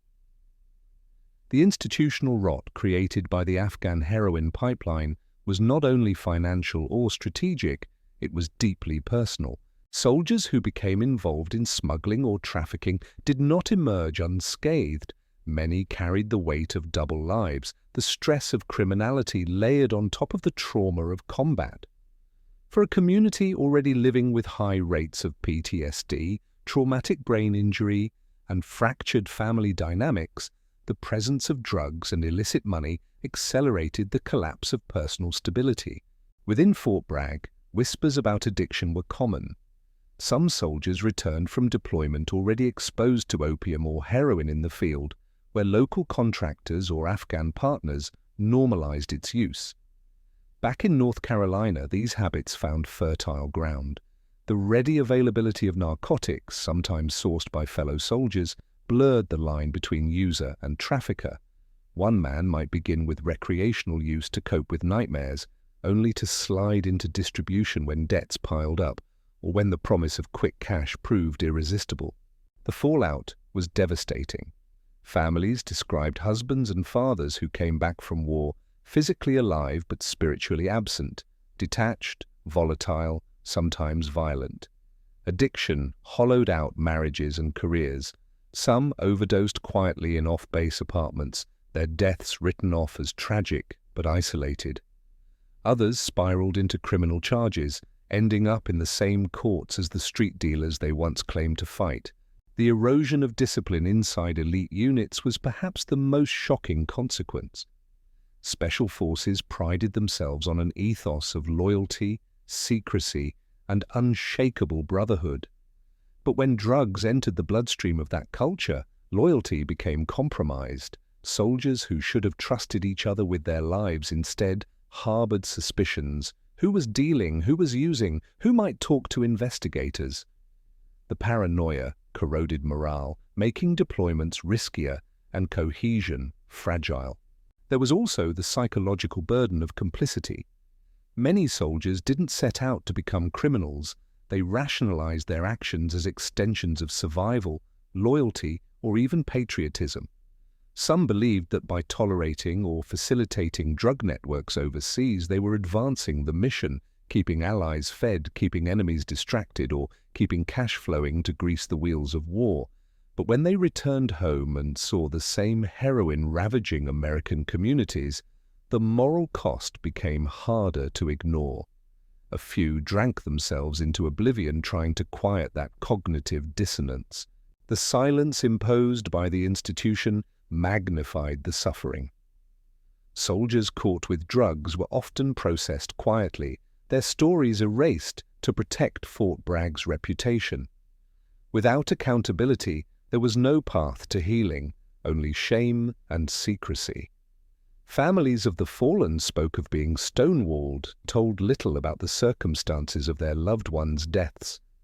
To them, the Army's culture of silence felt like a second betrayal, compounding the first. Even those who avoided direct involvement weren't immune. Living alongside peers caught in the cycle of trafficking and addiction meant absorbing the fallout. Missed missions, strained trust, and a creeping sense that the honor of the Green Berets was being corroded from within. In an institution built on ideals of discipline and sacrifice, the Afghan connection introduced something corrosive, invisible, and corrosive: doubt. Doubt in leadership, doubt in the mission, doubt in each other. As the human cost mounted inside Fort Bragg, the web of secrecy began to fray. Local journalists in Fayetteville started piecing together stories of overdoses, domestic violence, and criminal charges linked to Special Forces soldiers. At first, these reports appeared sporadic, isolated incidents that could be explained away as the tragic aftermath of war. But as the pattern widened, the dots became impossible to ignore. National outlets soon picked up the trail, publishing exposés that hinted at a deeper malaise within America's most celebrated warriors. Headlines about heroin at Fort Bragg or Green Berets under suspicion were met with both outrage and disbelief. The Army scrambled to control the narrative, issuing statements about isolated misconduct while quietly shuffling problem cases out of the public eye. Yet each denial only fueled suspicion. If the institution had nothing to hide, why were families and reporters hitting brick walls at every turn? Behind closed doors, congressional staffers began pressing for answers. Some of them had constituents who were veterans or military families, devastated by drugs linked back to the Afghan conflict. Hearings were proposed, though rarely given full traction. National security concerns often silenced the loudest questions. Intelligence agencies, too, exerted pressure. Any serious investigation into narcotics trafficking risked brushing up against covert operations, proxy militias, or foreign alliances that Washington preferred to keep out of the spotlight. The friction between transparency and secrecy produced surreal contradictions. On one hand, the U.S. government publicly committed billions of dollars to fighting the global war on drugs, ramping up enforcement on American streets. On the other, it relied on alliances with Afghan figures who openly profited from the heroin trade. This hypocrisy became harder to mask as veterans themselves began speaking out, sometimes anonymously, sometimes at great personal risk. Whistleblowers described missions where Special Forces were told not to interfere with poppy cultivation, or where they transported shipments under the guise of intelligence operations. Others recounted how known traffickers received weapons and cash in exchange for cooperation. These accounts painted a damning picture that the Afghan drug economy wasn't just tolerated by the US military, but strategically exploited. And when pieces of that economy seeped back into Fort Bragg, the institution's denials rang hollow. Public trust began to waver. For decades, special forces had been mythologized as paragons of discipline, secrecy, and sacrifice. Now their image was clouded by stories of overdoses, trafficking rings, and cover-ups. For many Americans, it was the first time they considered that the war in Afghanistan wasn't just fought overseas. It had come home in the form of heroin epidemics, broken families, and soldiers lost not to enemy fire, but to corruption and addiction. Perhaps the most painful aspect of this unraveling was the impact on the families of the fallen. Parents, siblings, and spouses demanded accountability, but instead encountered silence or half-truths. Some became accidental activists, pressing lawmakers and journalists to keep the spotlight on Fort Bragg. Their grief made clear that the Afghan connection wasn't an abstract scandal. It was lived reality, measured in lives cut short and communities scarred. The turning point in public awareness came not from official investigations, but from the persistence of independent journalists and researchers. While the military and government tried to contain the narrative, reporters on the ground, often working with limited resources and under constant pressure, began connecting the dots in ways that institutional channels refused to. One of the earliest threads they pulled on was the sheer volume of heroin entering the US during the height of the Afghan war. Analysts noted a staggering increase that corresponded almost exactly with the years of heavy American presence in Afghanistan. At the same time, unusual patterns in drug seizures pointed to sophisticated logistics rather than random smuggling. Shipments seemed to move along military-linked routes, bypassing the scrutiny that civilian traffickers normally faced. From there, attention shifted back to Fort Bragg. Court records, autopsy reports, and interviews with grieving families painted a disturbing picture. Soldiers returning from Afghanistan were not only struggling with addiction, but, in some cases, appeared to be conduits for supply chains. Journalists uncovered instances where soldiers caught with drugs were processed quietly, avoiding the kind of public trials that would expose broader networks. These stories, pieced together with persistence, suggested a tacit understanding between the army and local law enforcement.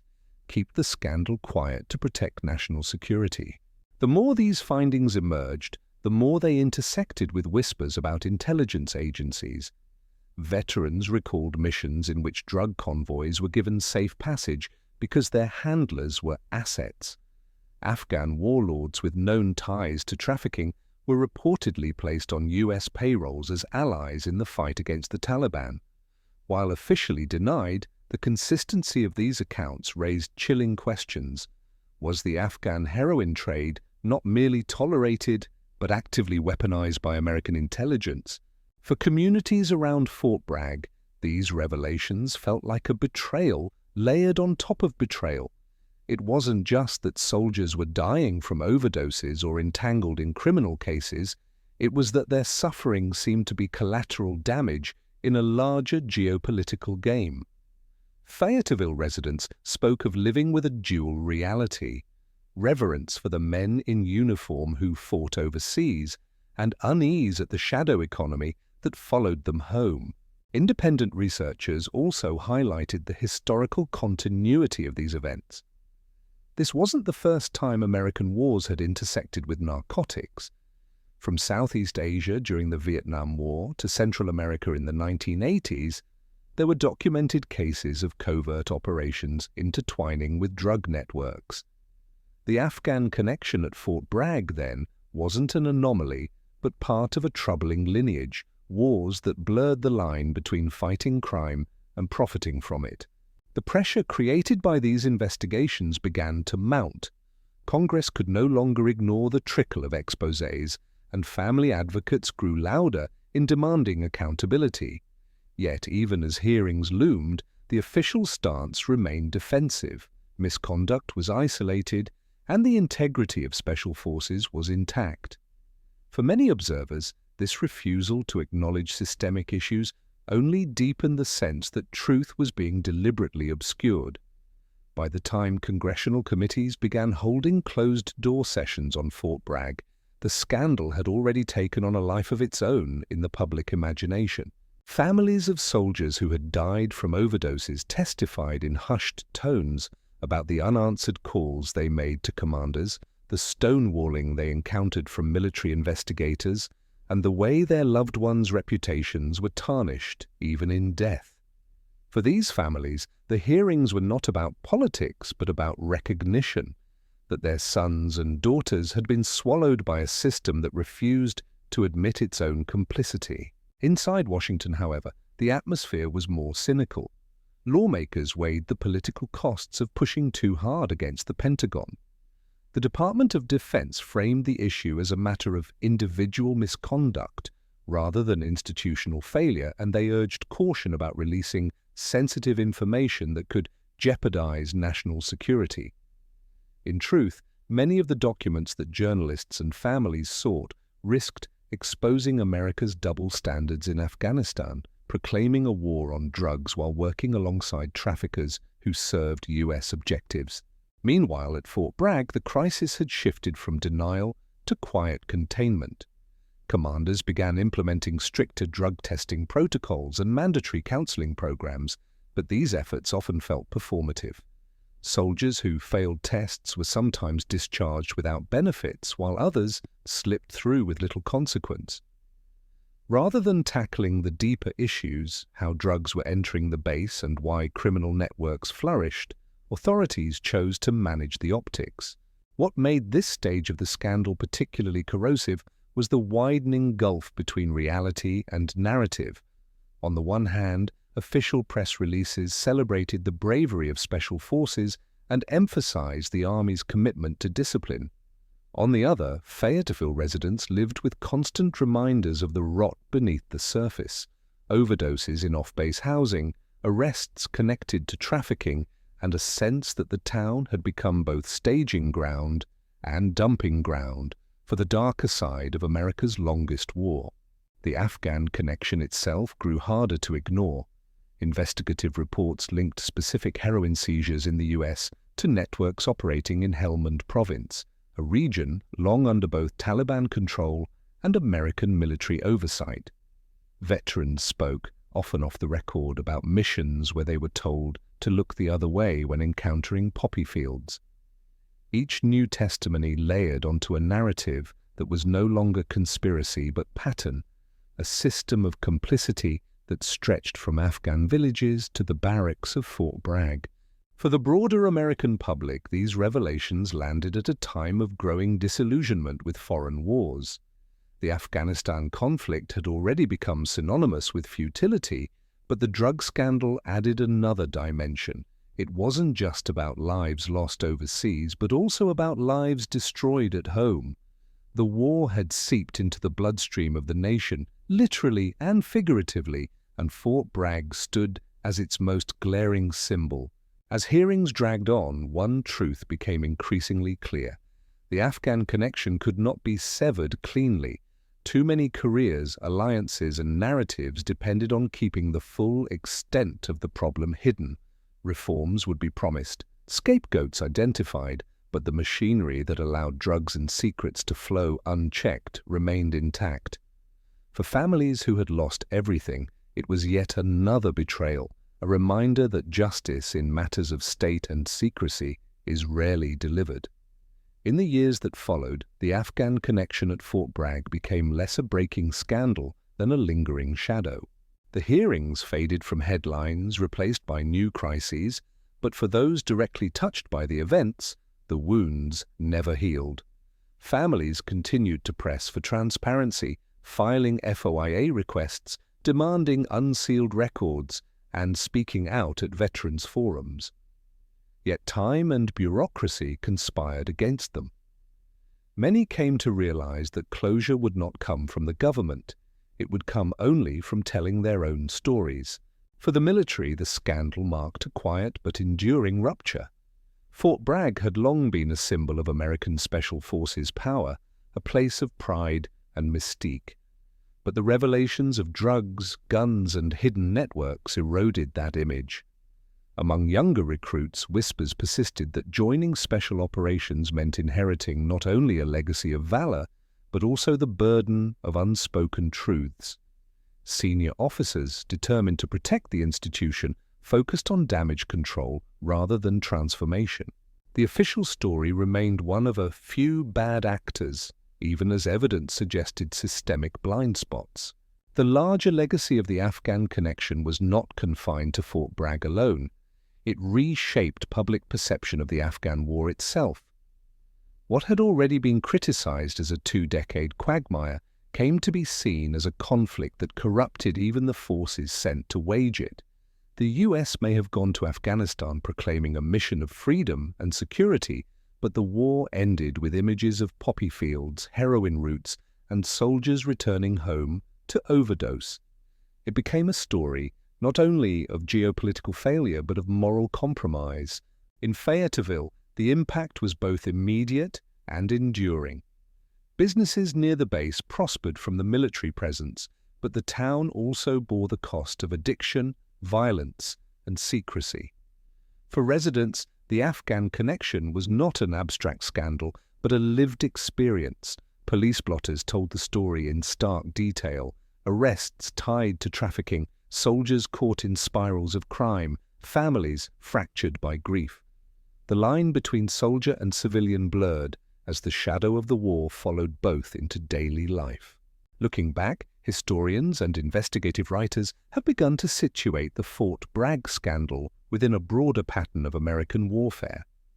Just as Vietnam was haunted by the Golden Triangle and Central America by cocaine cartels, Afghanistan had left its narcotic fingerprint on the US homeland. Each era revealed the same contradiction: a nation declaring war on drugs while its covert wars relied on drug networks as tools of influence. Fort Bragg, with its concentration of elite forces, became the perfect case study of how global policy bleeds into local tragedy. And yet perhaps the most unsettling aspect of the Afghan connection is its unresolved nature. No grand reckoning ever arrived, no official report fully laid bare the scale of complicity. Instead, the truth remained scattered across court documents, autopsy reports, whispered testimonies, and investigative exposés. For those who cared to look, the evidence was undeniable. For those in power, denial remained the safer path. In the end, the Afghan connection stands as both a scandal and a cautionary tale.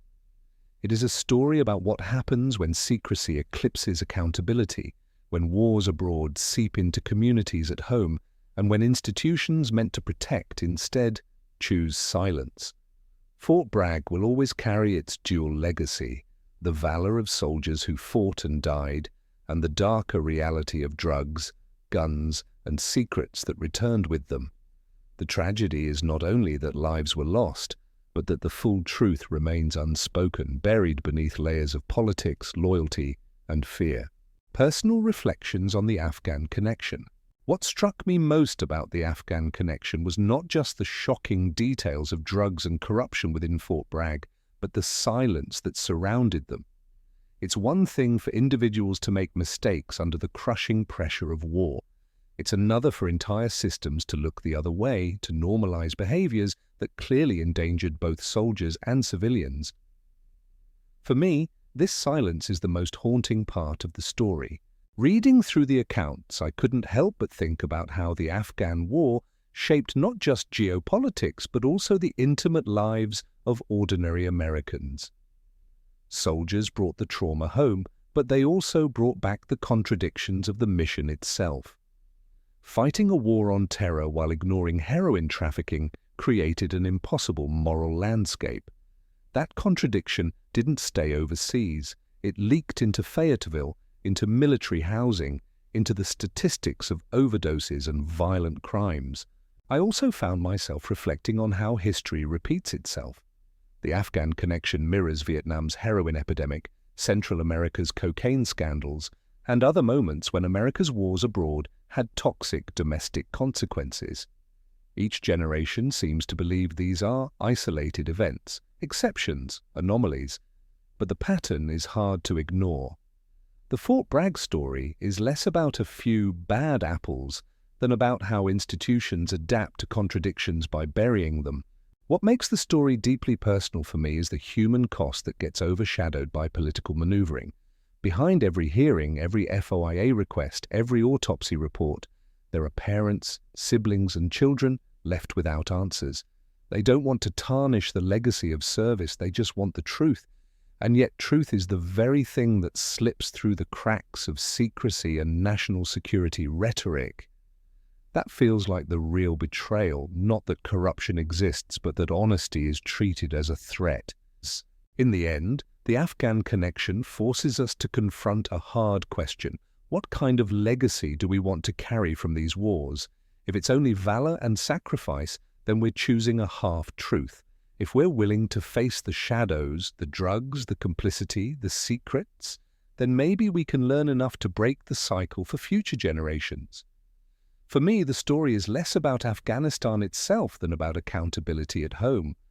And without accountability, the cycle is bound to repeat. The Hidden Death Toll, Part 1. When people think of Fort Bragg, they picture one of the most powerful and secretive military bases in the United States, home to the elite of the elite, the Green Berets, Delta Force, and special operations units tasked with missions that shape global conflicts. The public story of Fort Bragg is one of sacrifice, precision, and honor. Yet beneath that polished image, another reality has quietly unfolded, a reality that officials have long been reluctant to acknowledge. Between 2005 and 2020, an alarming number of soldiers stationed at Fort Bragg were found dead under circumstances ranging from drug overdoses to homicides, suspicious accidents, and suicides.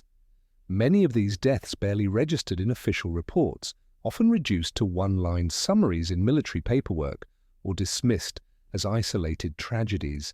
But when viewed together, they reveal something darker, a hidden death toll that speaks not only to individual struggles, but to systemic failures within America's most secretive forces. The scale of the deaths became impossible to ignore around 2020, when investigative journalists began connecting scattered reports. In that single year alone, at least 44 soldiers assigned to Fort Bragg were found dead. Some had died in combat zones overseas, but the majority died on US soil, often within or near the base. What made these deaths so chilling was not only their number, but their patterns: overdoses on opioids and fentanyl, unsolved murders, and suicides that raised questions about both mental health support and the culture of silence that defined the special operations community. The military's official response was muted. Spokespeople emphasized that Fort Bragg housed over 50,000 active duty personnel, making some level of tragedy statistically inevitable. But families and insiders told a different story. They spoke of pressure to keep deaths quiet, of local law enforcement hesitant to cross military jurisdiction, of toxic substances flowing freely through barracks, and of soldiers carrying the psychological scars of endless deployments with nowhere to turn. To them, the numbers weren't just statistics, they were proof of a crisis festering behind closed gates. One especially disturbing case was that of Master Sergeant William Levine, a decorated Green Beret who had served multiple tours in Afghanistan. In December 2020, Levine was found dead alongside Army veteran Timothy Duma in a remote training area at Fort Bragg. The deaths were initially shrouded in secrecy, with the Army offering no cause of death for months. Rumors spread quickly, drug deals gone wrong, silenced informants, even cartel connections. While authorities eventually ruled out homicide, the lack of transparency only fueled suspicion. To families who had lost loved ones, Levine's death epitomized the pattern of unexplained tragedies that seemed to haunt Fort Bragg. Even more unsettling were the soldiers whose deaths were categorized as suicides, often without thorough investigation. Parents would receive brief phone calls informing them of their child's death, only to find later that details were missing or inconsistent. Autopsy reports sometimes conflicted with official accounts, raising doubts about whether the army was prioritizing the truth or the preservation of its image. In Fayetteville, the city surrounding Fort Bragg, locals whispered about a body count that grew year after year, often overshadowed by the town's economic dependence on the base. The hidden death toll is not only about numbers, it is about the silences that allow those numbers to keep rising. Soldiers live under immense strain, cycling between deployments, training, and reintegration into civilian life, often without adequate support. Addiction becomes a coping mechanism, violence a release valve, and secrecy a survival strategy in a community where admitting vulnerability can be seen as weakness. When deaths occur, they are often brushed aside as personal failings rather than symptoms of institutional neglect. This culture of silence makes the hidden toll possible, and perhaps inevitable. What makes Fort Bragg unique, and uniquely troubling, is its concentration of special forces, units trained to operate in secrecy and accustomed to bending rules in pursuit of missions. That same culture, so valuable on the battlefield, can become destructive at home. When secrecy extends beyond operations to cover up systemic issues, accountability disappears. And without accountability, the hidden death toll continues to grow. The tragedy of the hidden death toll at Fort Bragg is that it rarely makes national headlines. When a high-profile general speaks or when a mission overseas makes the news, the cameras appear. But the deaths of young men and women in barracks rooms, motel parking lots, or wooded training grounds are often confined to a few lines in local newspapers. This invisibility is no accident. It reflects a calculated balancing act. The Army's need to preserve morale, maintain recruitment, and project strength, weighed against the messy reality of human fragility inside the force.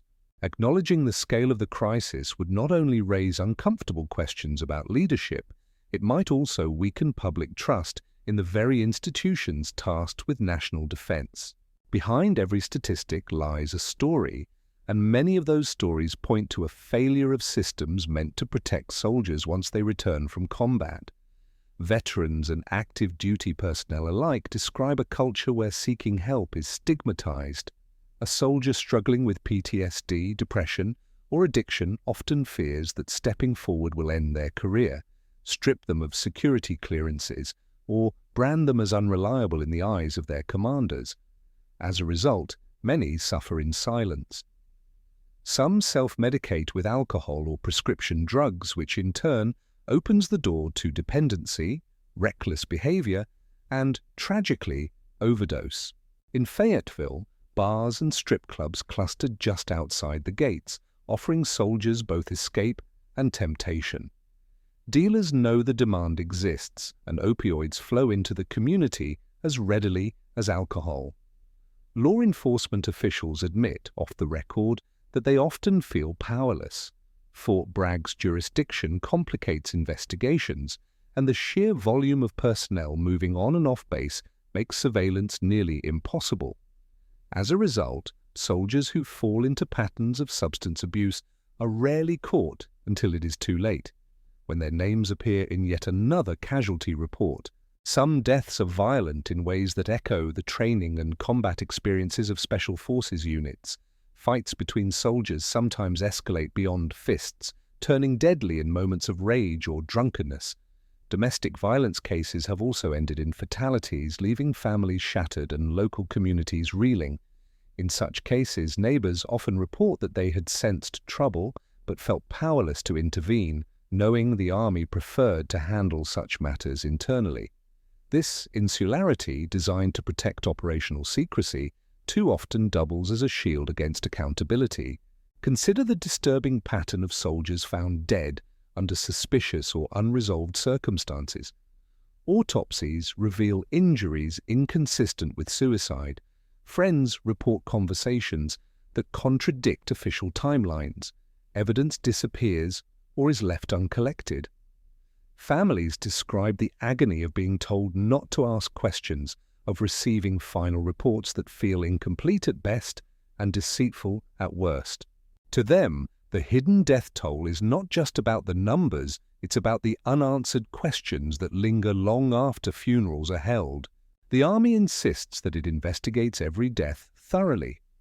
But those investigations are conducted within a system that is both judge and jury, creating conflicts of interest that undermine confidence.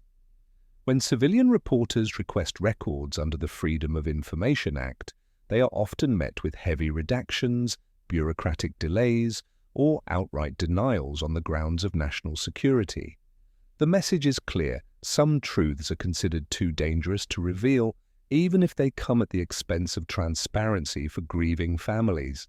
Perhaps the most haunting aspect of the hidden death toll is the normalization of tragedy.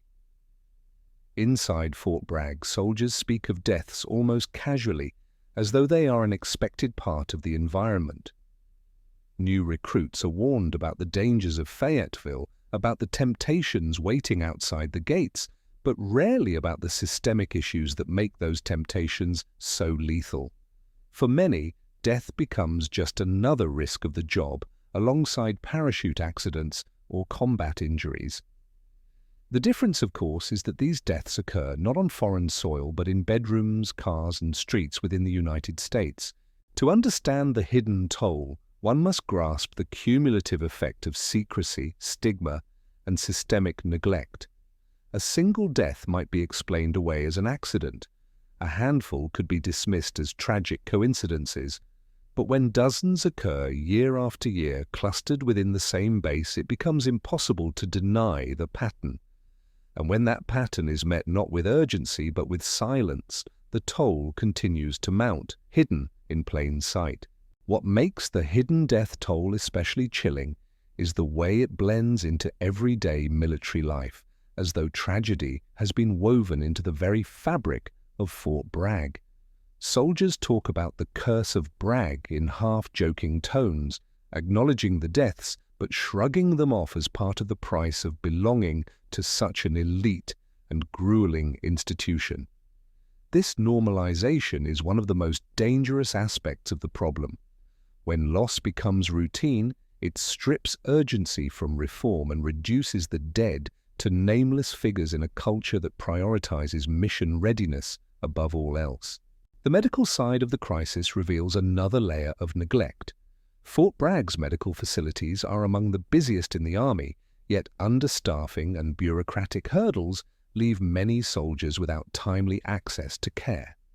Behavioral health clinics are overwhelmed, often forcing soldiers to wait weeks for appointments, a delay that can mean the difference between survival and self-destruction. Physicians and counselors describe a system in which their hands are tied. They can identify at-risk individuals but lack the resources or institutional support to intervene effectively. In such an environment, warning signs are often recognized but not acted upon until after the fact. The deaths are not confined to any single demographic. Young privates on their first assignments die alongside seasoned Special Forces veterans with multiple combat tours. Some are lost to drug overdoses, others to firearms, whether in suicides, homicides, or accidents. The diversity of the cases underscores a grim truth: no rank, age, or experience level grants immunity. It is a culture-wide phenomenon reflecting not just individual vulnerabilities, but systemic cracks in the Army's foundation. Compounding this issue is the transient nature of military life. Soldiers rotate in and out of Fort Bragg constantly, creating a sense of impermanence that makes community support networks fragile. When someone dies, their unit grieves briefly but soon shifts focus to training, deployments, or the next assignment. The cycle continues and the dead quickly fade from collective memory. For families, however, the pain is permanent, and the lack of closure only deepens their suffering. They are often left feeling abandoned by the very institution their loved ones dedicated their lives to. Some of the most troubling accounts come from soldiers who describe an internal hierarchy of worthiness when it comes to how deaths are treated. A soldier who dies in combat is honored as a hero, their name etched into memorials and spoken with reverence. A soldier who dies of overdose, suicide, or under suspicious circumstances often receives a quieter, more muted acknowledgement, sometimes nothing at all. This implicit ranking of deaths reinforces stigma, leaving many families feeling as though their loss is less significant, as though their loved one's struggles made them unworthy of recognition. Meanwhile, whispers circulate among the ranks. Soldiers talk about murders disguised as suicides, about investigations that conveniently lose critical evidence, about powerful figures who have the ability to make problems vanish. Whether these whispers are rooted in fact or speculation, their persistence speaks to a deep lack of trust in the Army's ability to tell the truth. Distrust itself becomes part of the hidden toll, eroding morale and widening the gulf between soldiers and their leadership. The impact extends beyond Fort Bragg's gates into Fayetteville and the surrounding communities. Civilian authorities see the spillover in local crime statistics, in overdoses, in domestic violence reports. Funeral homes quietly manage a steady stream of young military deaths, while local journalists struggle to piece together patterns from fragmentary reports.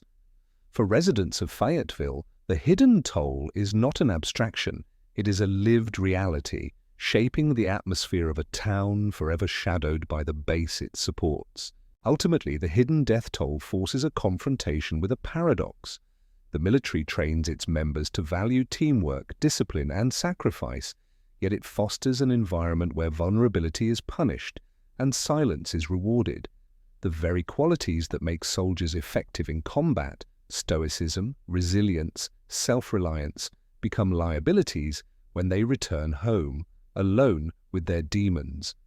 Without structural change, the toll will continue to grow, silently but relentlessly. One of the most disturbing aspects of the hidden death toll at Fort Bragg is how quickly official narratives are assembled after a death. In many cases, families are informed with vague language, phrases like non-combat related incident or under investigation become standard. Months later, the final reports often present sanitized versions of what happened, avoiding details that might reflect poorly on the Army. For grieving families, this bureaucratic opacity feels like another betrayal. Not only have they lost someone, but they are denied the dignity of clarity. Journalists who have tried to dig deeper describe hitting a wall of silence. Public affairs officers respond with boilerplate statements, emphasizing the Army's commitment to the health and welfare of its soldiers, while refusing to release meaningful data.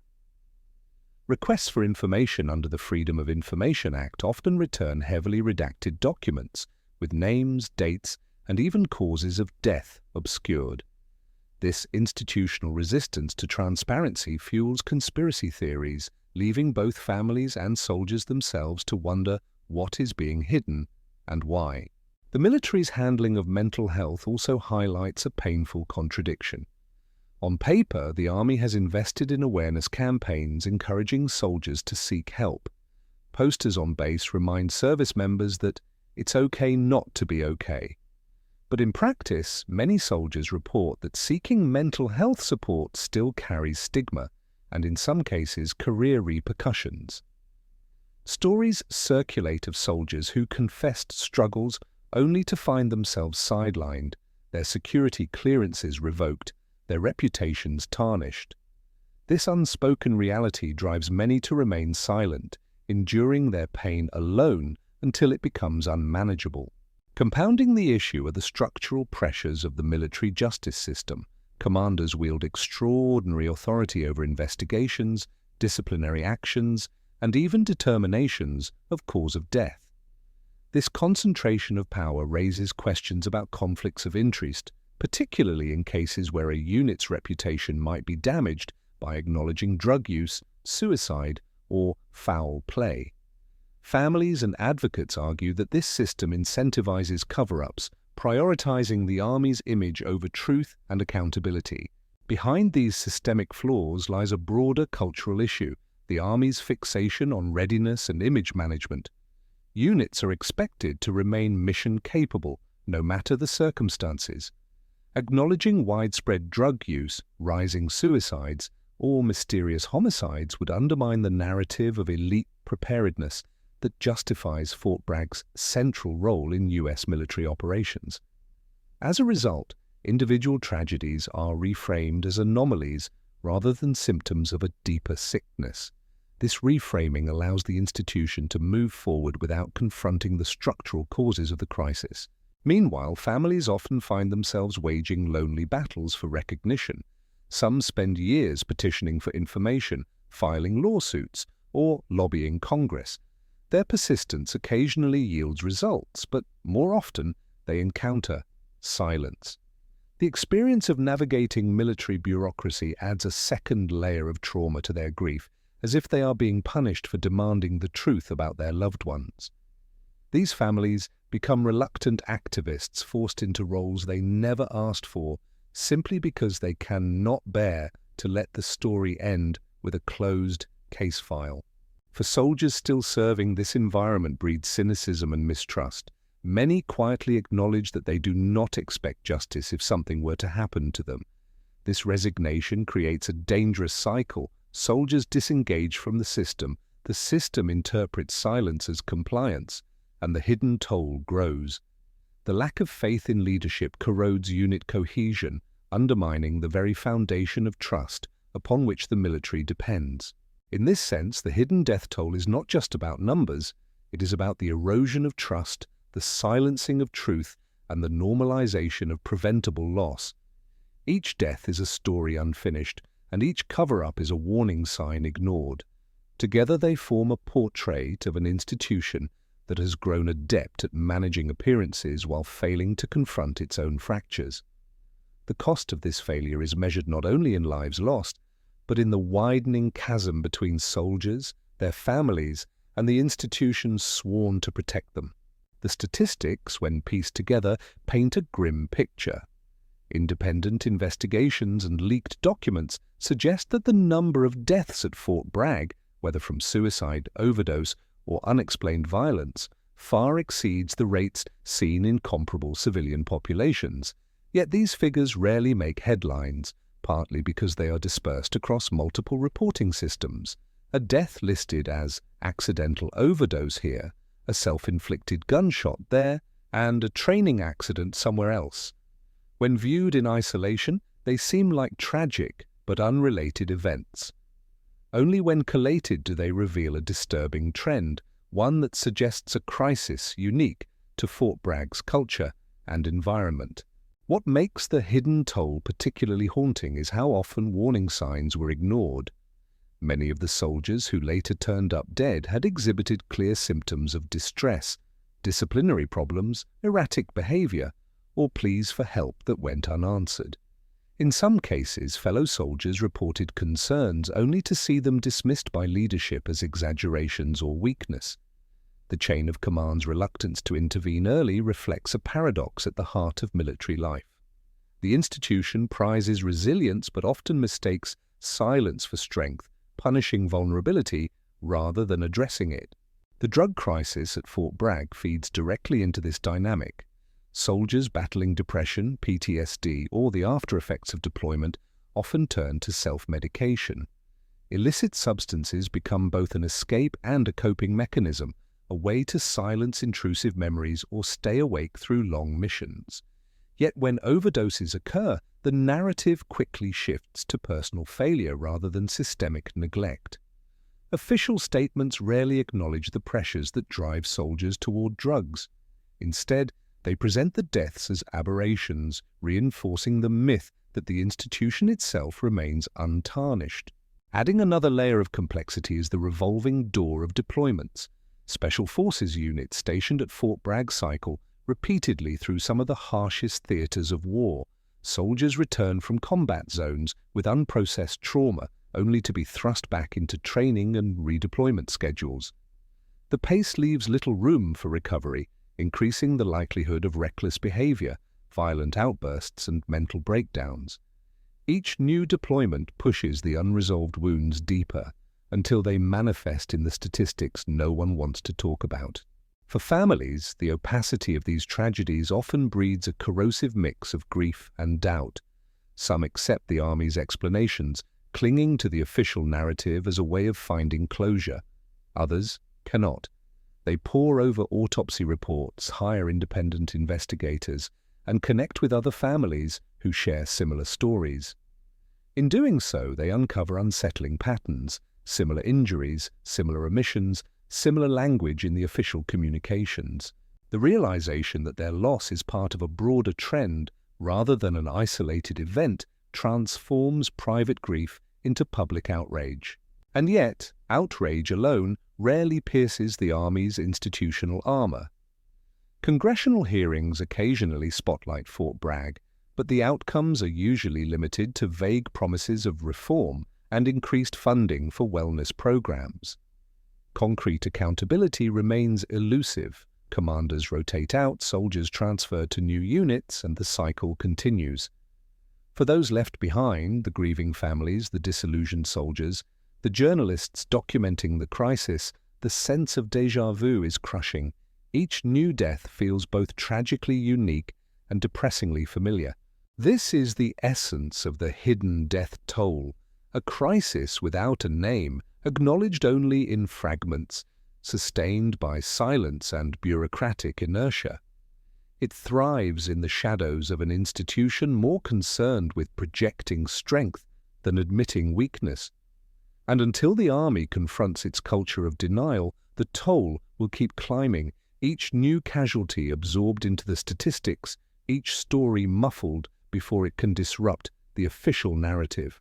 As the stories piled up, one theme became impossible to ignore: the Army's culture of concealment.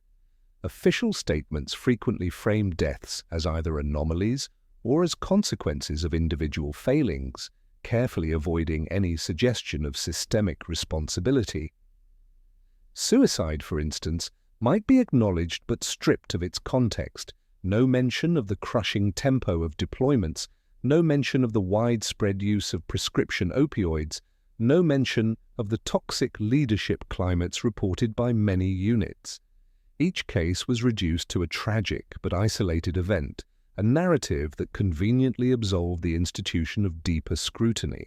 This culture of concealment extended beyond press releases. Families recount how they were given only partial information or sometimes misled altogether. Autopsy reports were delayed or heavily redacted. Investigations into suspicious deaths were quietly reassigned, stalled, or closed without clear answers. Parents and spouses who pressed for details found themselves stonewalled, forced to navigate a maze of bureaucracy designed more to exhaust them than to enlighten them. In this way, grief was compounded by a corrosive uncertainty. Not only had they lost their loved one, but they were left to wonder whether they were being told the truth. The silence wasn't just institutional, it was cultural. Within Fort Bragg itself, speaking out about problems could be perceived as disloyalty. Soldiers who raised concerns risked damaging their careers, while peers often hesitated to support them out of fear of being branded weak. This collective muteness became a survival mechanism, but it also allowed the death toll to mount unchecked.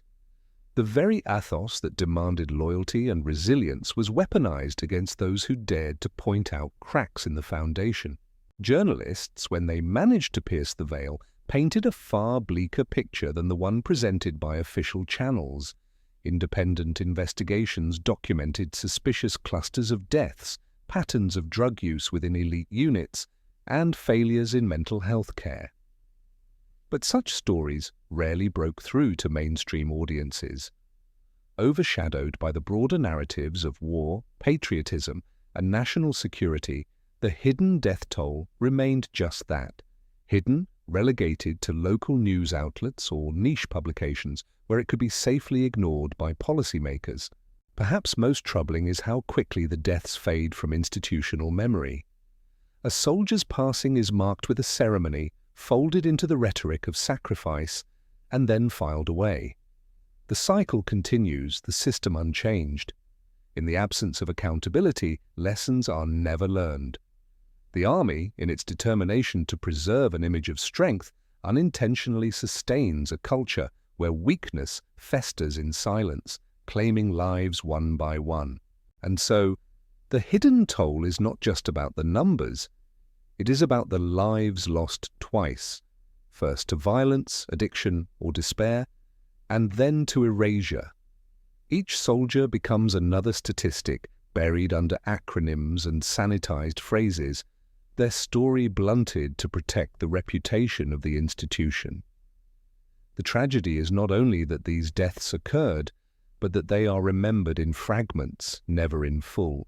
Behind the statistics are human stories, young men and women who entered the army with a sense of purpose, only to be consumed by the very institution that promised them meaning.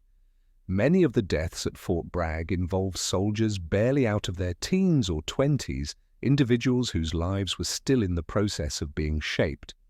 They enlisted with the belief that they were joining an elite community, one that would test their limits, but also protect and guide them. Instead, they encountered an environment where camaraderie often masked deeper fractures, where secrecy served as both shield and weapon. For some, the end came in violence that stunned their families. Soldiers who had survived multiple deployments returned home only to be killed in domestic disputes, bar fights, or unexplained homicides. Others slipped into patterns of drug abuse, numbing themselves against trauma until their bodies could no longer withstand the toll. Still others turned their weapons inward, unable to reconcile their experiences overseas with the isolation they felt upon returning. Each story, while unique, reflected the same underlying reality: a system unprepared to handle the long shadow of endless war. The consequences of this hidden toll ripple outward. Communities surrounding Fort Bragg often feel the strain of soldiers' struggles, whether through spikes in local crime, drug trafficking, or the quiet burden of supporting grieving families. Civilian hospitals report an influx of cases tied to overdoses and untreated mental illness among military personnel. Law enforcement agencies find themselves drawn into investigations that, once the army steps in, quickly vanish behind the jurisdictional curtain of military justice. The problem, in other words, does not remain confined to the base. It seeps into every layer of the surrounding society.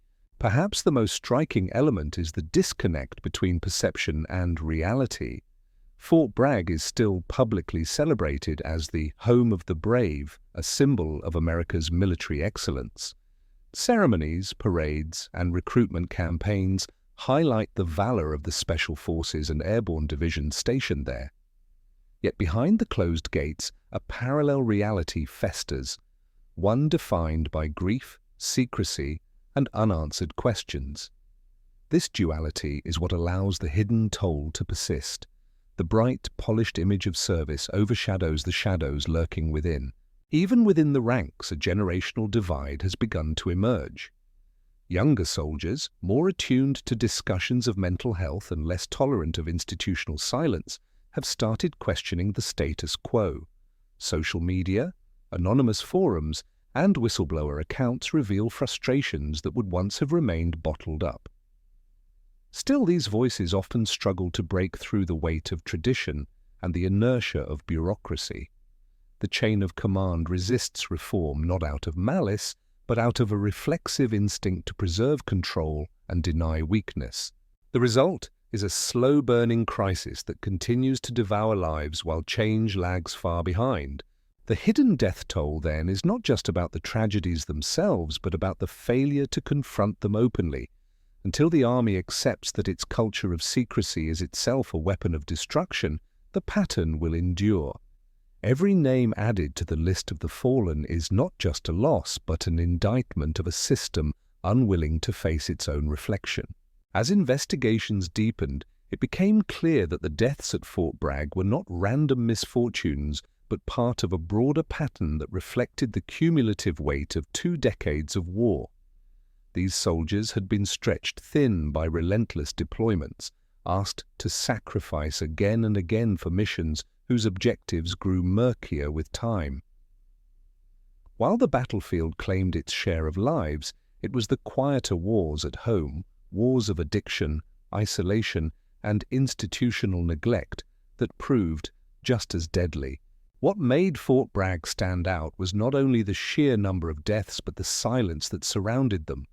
Official records often sanitized the circumstances, noting a non-combat incident or accidental cause, language that erased the complexities behind each case. This bureaucratic flattening served a dual purpose. It spared the institution from accountability and shielded the public from uncomfortable truths about the costs of service. But for families, it was a second loss, as if the identity of their loved ones was stolen in the very act of being reduced to a euphemism. Among the most haunting stories were those of soldiers who reached out for help but found the system unable or unwilling to respond. Requests for mental health care were delayed or dismissed. Soldiers prescribed heavy cocktails of medications often received little follow-up, leading to dangerous side effects or dependence. Others who disclosed suicidal thoughts found themselves stigmatized, their careers suddenly jeopardized, which only drove their struggles deeper underground. In this way, the very structure meant to support soldiers became a trap, punishing vulnerability instead of treating it. Families bore the brunt of these failures. Spouses recounted nights of fear, unsure if the person they lived with, once cheerful and dedicated, might spiral into violence or despair. Children grew up with absent parents, not because of deployments, but because drugs or trauma had consumed them. In many households, silence became the rule, mirroring the institution's larger culture. To speak openly about a soldier's suffering risked stigma or retaliation, so the pain was borne privately, behind closed doors. The cumulative effect of these losses extended far beyond Fort Bragg. When communities lose soldiers not to combat but to hidden struggles, it erodes trust in the military as an institution. Neighbors who once viewed the base as a source of pride began to whisper about the crimes and overdoses tied to its ranks. Local leaders grew frustrated with the opacity of army investigations, which often left civilian agencies sidelined. The hidden toll thus undermined not just the army's image but its relationship with the very society it was sworn to defend. Perhaps the most unsettling truth was that these deaths were preventable. Better oversight, genuine transparency, and a willingness to confront systemic problems could have saved lives. Instead, secrecy prevailed and the cycle repeated. In the end, the hidden death toll became not just a measure of loss, but a symbol of how far the military had strayed from its duty of care to those who served. To understand the scale of Fort Bragg's crisis, one must also recognize how the Army's culture of silence perpetuates denial.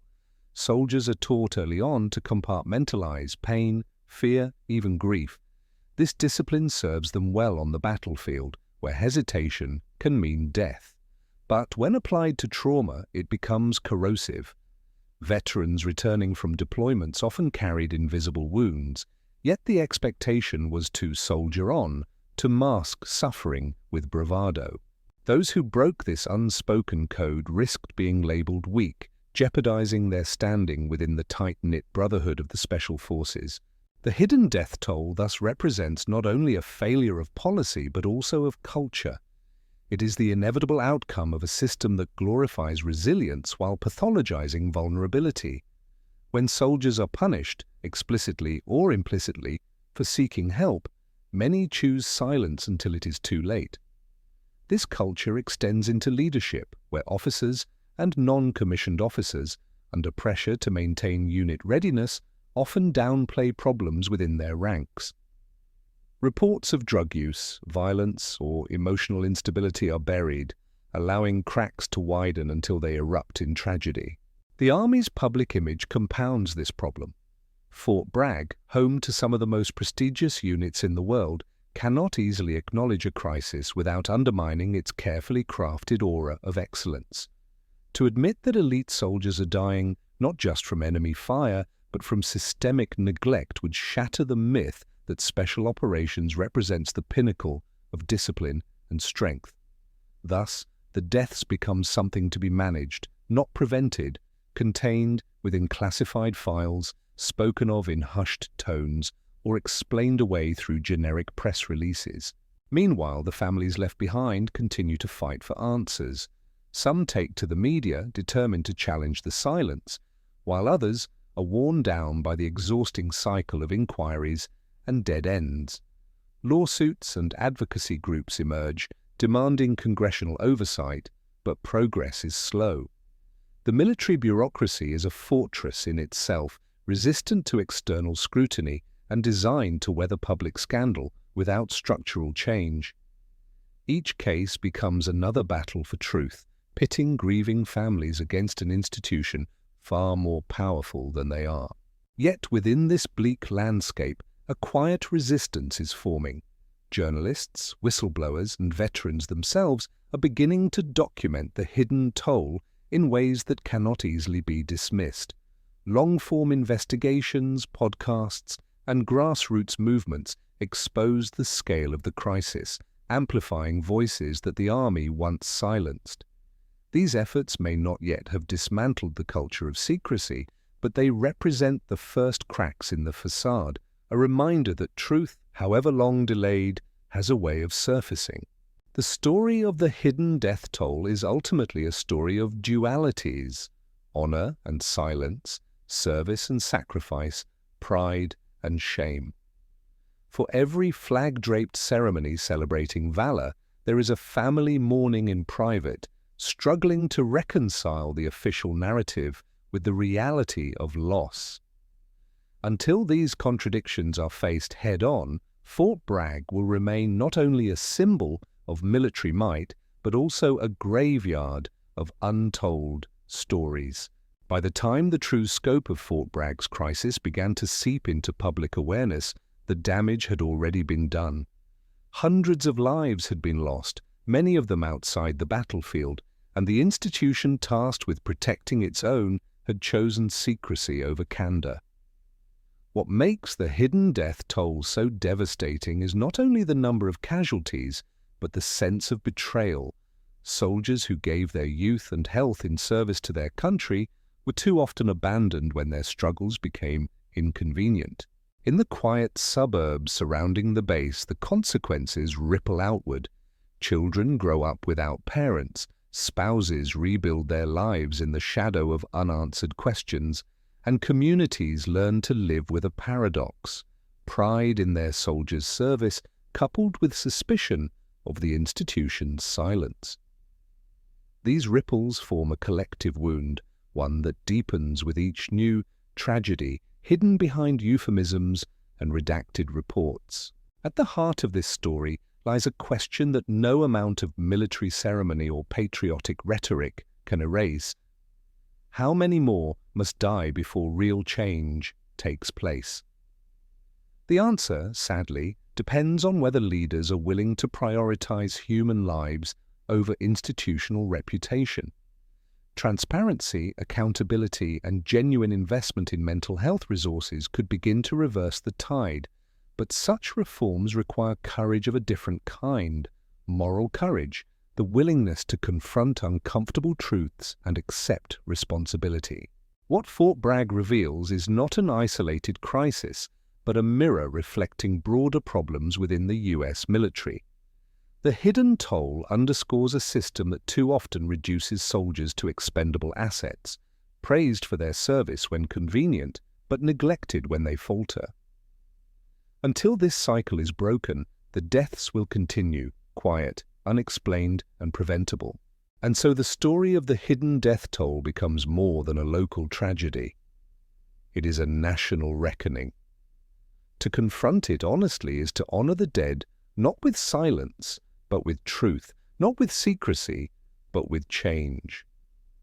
Anything less ensures that Fort Bragg's shadow will loom long into the future, a reminder that the greatest danger to soldiers may not always be the battlefield, but the institution that commands them. Personal opinion on the hidden death toll.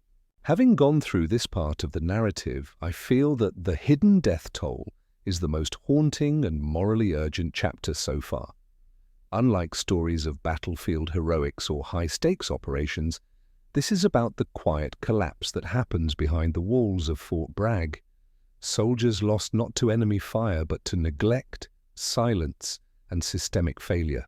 What strikes me most is the duality of image versus reality. To the public, Fort Bragg represents the pinnacle of American military excellence, special forces, discipline, strength. Yet behind that facade, lives are unraveling in ways the institution refuses to admit. The Army's unwillingness to address these deaths openly is not just tragic, but also deeply corrosive to trust. Families deserve truth, not redacted documents and vague press releases.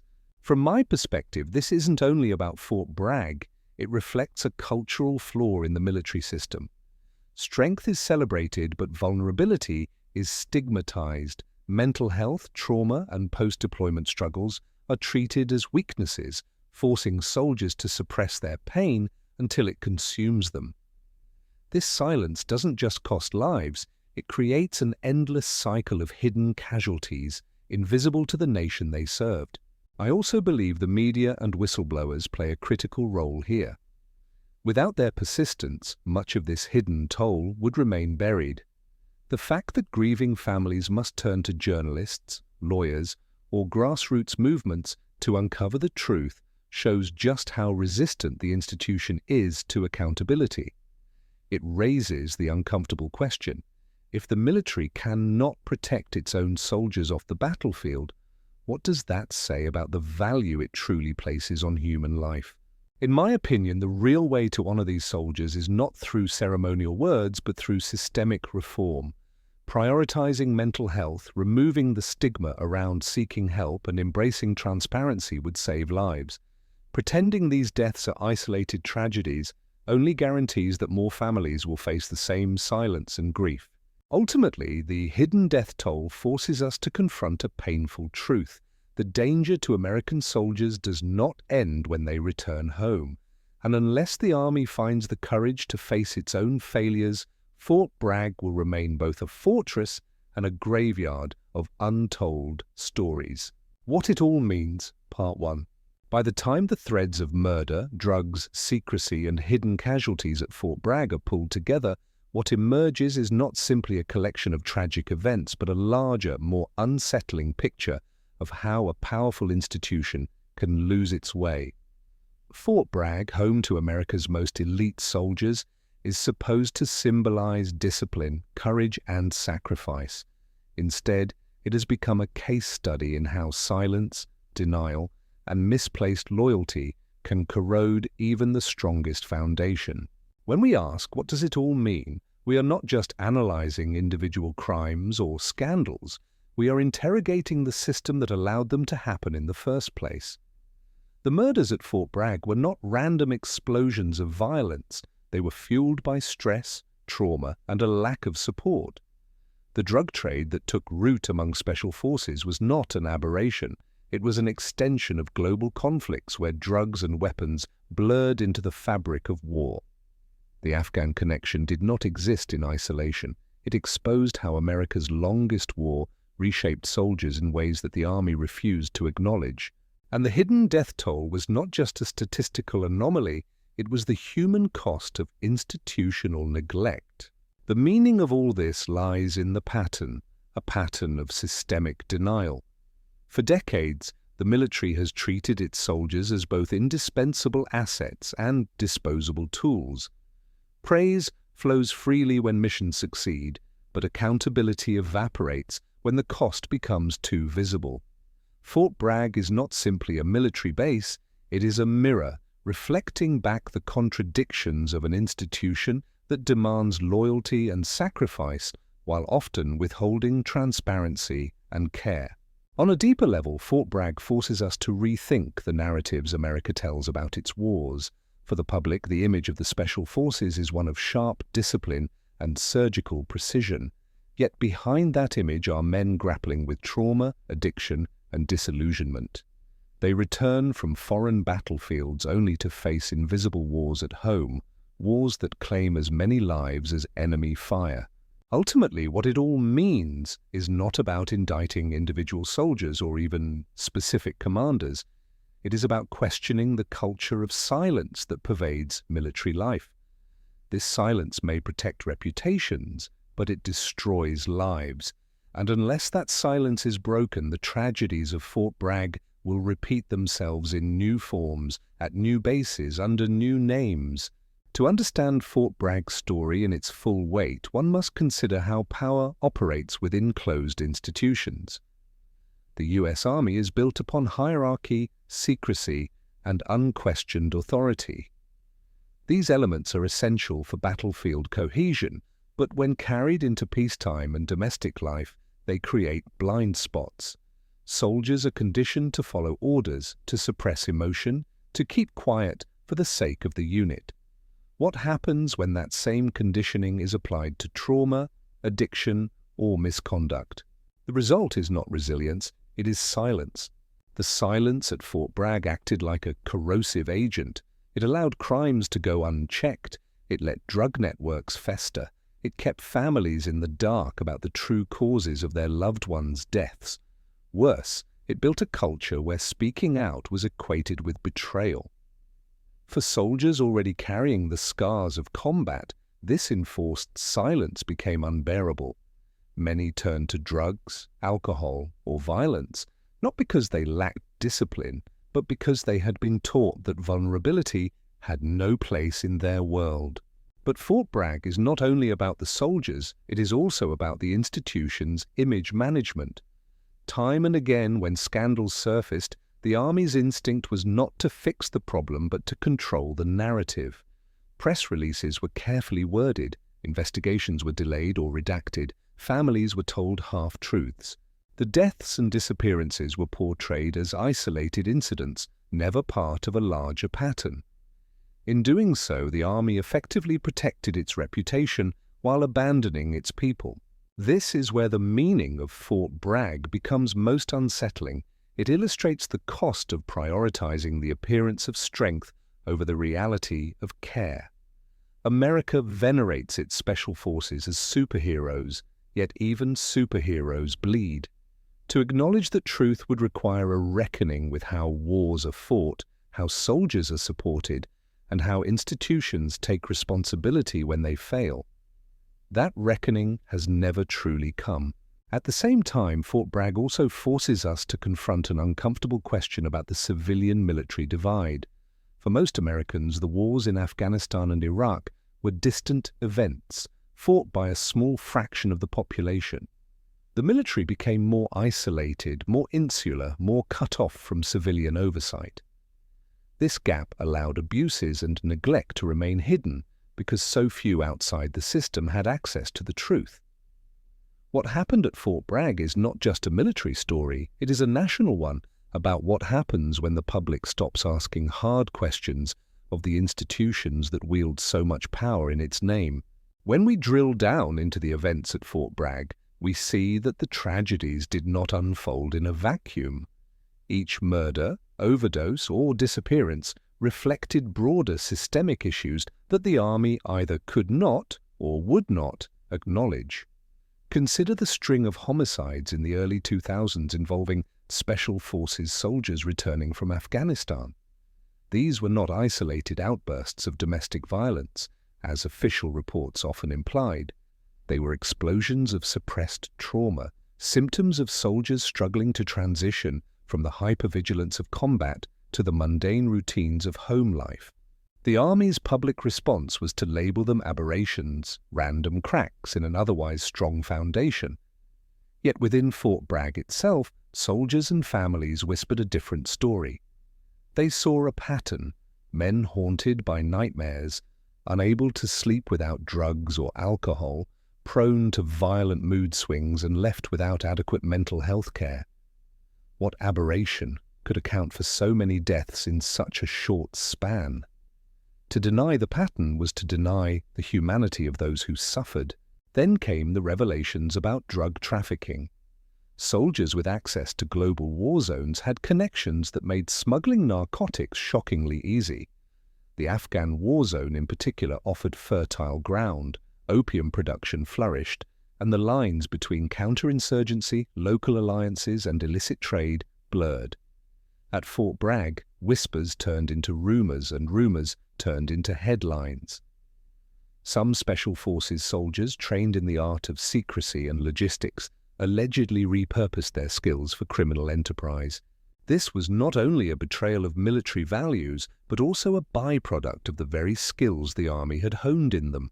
Here lies the paradox. The army cultivated an elite force capable of operating in the shadows, but then acted surprised when some of those same men used their skills in destructive ways. Instead of reckoning with that contradiction, the institution clamped down on information, insisting that only a few bad apples were to blame. But as anyone who looked closely could see, this was not about individuals. It was about a culture where silence protected not just reputations, but also careers and funding streams. The meaning of Fort Bragg becomes clearer here. When accountability is sacrificed for image, the institution itself becomes complicit in the very crimes it condemns. The army did not commit the murders or sell the drugs, but by minimizing the problems and refusing to act, it enabled them. For families, the consequences were devastating. Wives who lost their husbands to violence or overdose found themselves met with stone walls of bureaucracy. Parents of soldiers were handed flag-draped coffins without answers. Journalists probing too deeply were given carefully worded statements designed to say nothing. Each of these responses reinforced the sense that Fort Bragg's real mission was not to protect its people, but to protect itself. The cost of silence at Fort Bragg was not measured only in the lives lost, but in the lives shattered around them. Behind each statistic, each homicide, overdose, or unexplained death, was a family left adrift in a fog of confusion, grief, and mistrust. The Army's official explanations often came across as vague or sanitized. A soldier was said to have died suddenly or passed away in circumstances under investigation, but details were withheld, redacted, or quietly dismissed.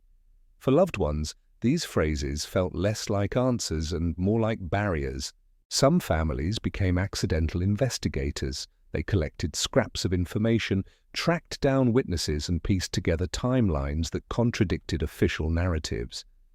A widow might discover that her husband, reported as a suicide, had bruises inconsistent with self-harm. A mother might learn from other soldiers that her son had been tangled in a drug ring the Army never acknowledged. These families did not seek conspiracy theories. They sought truth. Yet the harder they pressed, the more they encountered resistance, as though the truth itself was a threat to the institution's stability.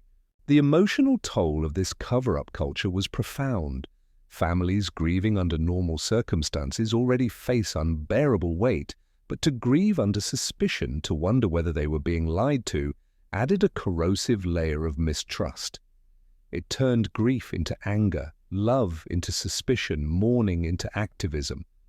Some parents and spouses went public, talking to journalists, filing lawsuits, or testifying before Congress. Others withdrew into silence, unwilling to fight an institution that seemed both omnipotent and indifferent. The soldiers themselves were not blind to these failures. Many watched their brothers in arms succumb to drugs, depression, or violence, only to see their stories disappear into official euphemisms. They saw the Army emphasize valor and discipline while ignoring the human wreckage left behind. The unspoken message was clear: your suffering is acceptable as long as the image of the Special Forces remains untarnished. That message broke something fundamental in the bond between soldier and institution. The deeper meaning of Fort Bragg's hidden death toll, then, lies in this betrayal of trust. Soldiers are taught that the Army is their family, that the chain of command will protect them, that loyalty will be reciprocated. Yet when push came to shove, loyalty flowed in only one direction, upward. Soldiers gave their bodies and their sanity. The institution gave them platitudes and silence. Families gave their sons and daughters. The institution gave them sealed reports and hollow condolences. What emerges is not simply a story of crime, but of erosion. The erosion of faith, the erosion of honor, and the erosion of accountability. Institutions survive on trust, and at Fort Bragg, that trust was squandered. Once eroded, it is not easily rebuilt. When scandals and cover-ups remain confined to military bases, the damage may seem limited. But Fort Bragg's secrets could not stay hidden forever, and once they surfaced, the repercussions extended far beyond the gates of the installation. For the American public, the revelations of drugs, murder, and institutional silence struck at the heart of an already fragile trust in the military. The U.S. Army, and especially its special forces, occupies a revered place in the national imagination. Green Berets and Special Operations soldiers are often depicted as warriors of extraordinary skill and discipline, the elite of the elite. They are symbols of sacrifice and heroism. Yet the stories emerging from Fort Bragg clashed violently with that image. How could the same institution that celebrated honor and valor also harbor corruption, addiction, and violence? The contradiction was not merely troubling, it was destabilizing. For many civilians, the problem wasn't that soldiers made mistakes. Everyone understood that war leaves scars, that combat has consequences. The problem was the Army's unwillingness to confront those scars openly. Every evasive press release, every incomplete investigation, every sanitized report suggested that the Army valued its reputation more than the lives of its soldiers or the truth owed to the American people. Trust, once fractured, is not easily restored. The implications extended to policy and politics. When military leaders assured Congress that they had systems in place to prevent misconduct or address trauma, Fort Bragg's history suggested otherwise. When Pentagon officials spoke of accountability, families who had lost loved ones at the base heard only empty promises. The dissonance between public statements and private realities created a vacuum of credibility. Internationally, the shadow was just as long. America's special forces operate globally, often in places where secrecy and accountability are already fragile. If the Army could not control corruption and violence at home, how could it be trusted abroad? Allies and adversaries alike paid attention. For allies, the scandals undermined confidence. For adversaries, they provided propaganda fodder. The image of the incorruptible American soldier, once a strategic asset, now carried visible cracks. Perhaps the most dangerous consequence, however, was internal. Within the military itself, soldiers saw the gap between rhetoric and reality. They were told they were part of a brotherhood built on honor, yet they saw dishonor ignored or hidden when it became inconvenient. They were told the Army never leaves anyone behind, yet they watched comrades abandoned to addiction, trauma, or criminal entanglement. This kind of cognitive dissonance corrodes morale. It breeds cynicism, not loyalty. In the end, the public meaning of Fort Bragg is not simply a story of crime or tragedy. It is a cautionary tale about what happens when an institution prioritizes image over integrity. In trying to shield itself from scandal, the Army created a deeper, more enduring scandal, one that undermined faith not just in Fort Bragg, but in the entire military system. The long-term impact of Fort Bragg's hidden crises is not measured in headlines, but in echoes, reverberations that ripple through generations of soldiers, families, and citizens. Trust, once lost, rarely returns in full, and the erosion that began in the shadows of the Special Forces has left lasting scars on the U.S. military and its relationship with the public. For soldiers, the legacy is twofold. On one hand, there is the profound disillusionment of those who served during the height of Fort Bragg's scandals. Many veterans carried not only the trauma of war, but also the bitterness of betrayal. They learned that their sacrifices were disposable, that their struggles with addiction, mental health, or violence were treated as inconveniences rather than cries for help.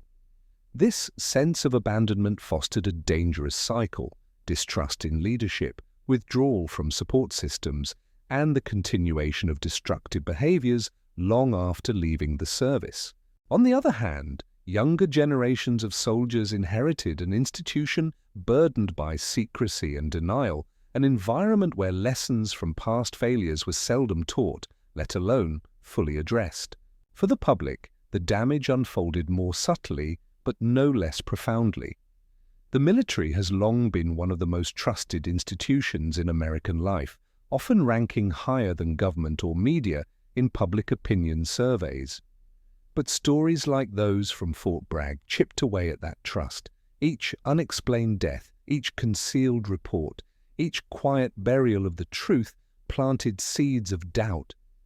Parents sending their children into service wondered whether the Army could be trusted to protect them, not just on the battlefield, but in their day-to-day lives.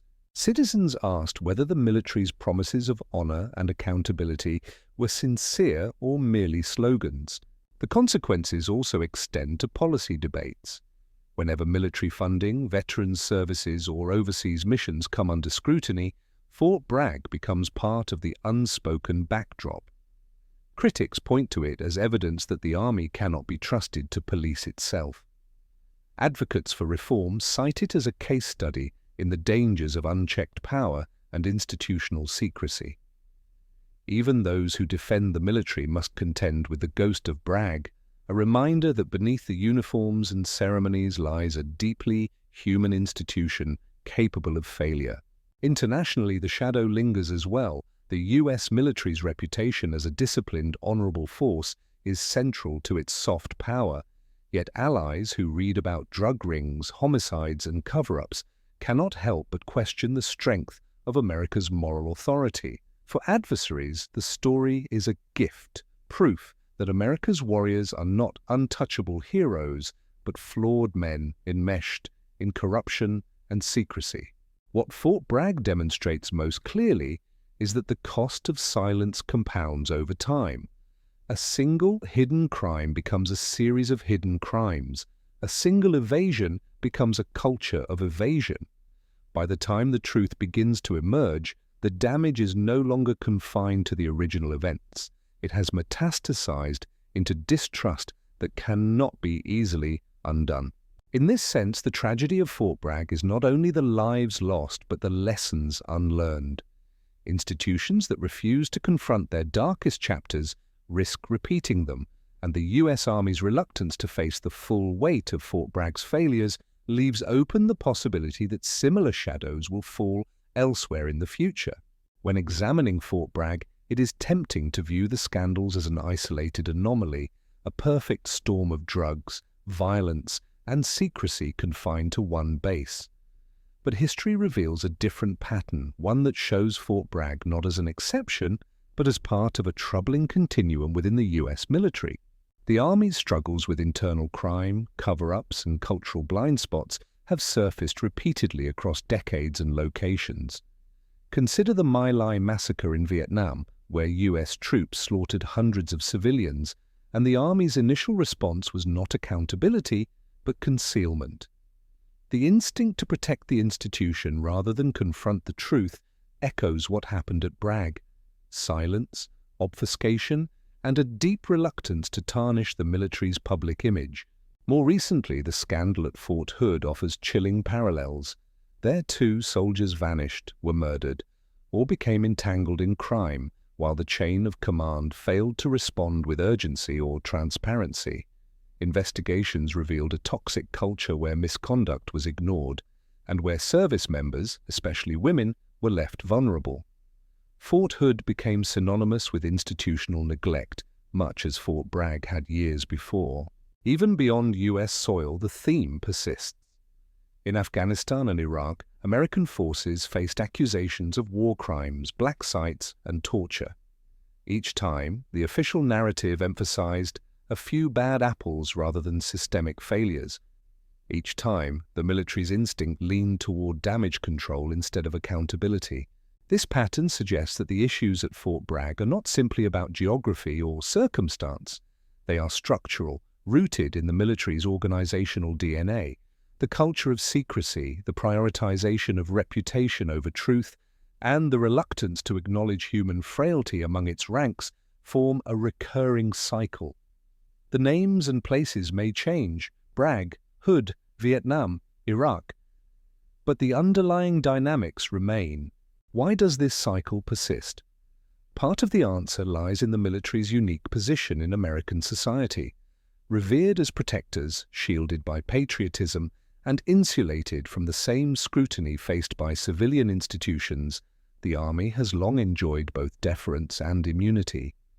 Oversight is limited, internal investigations often lack independence, and the public's instinctive trust provides cover for leaders to avoid full transparency.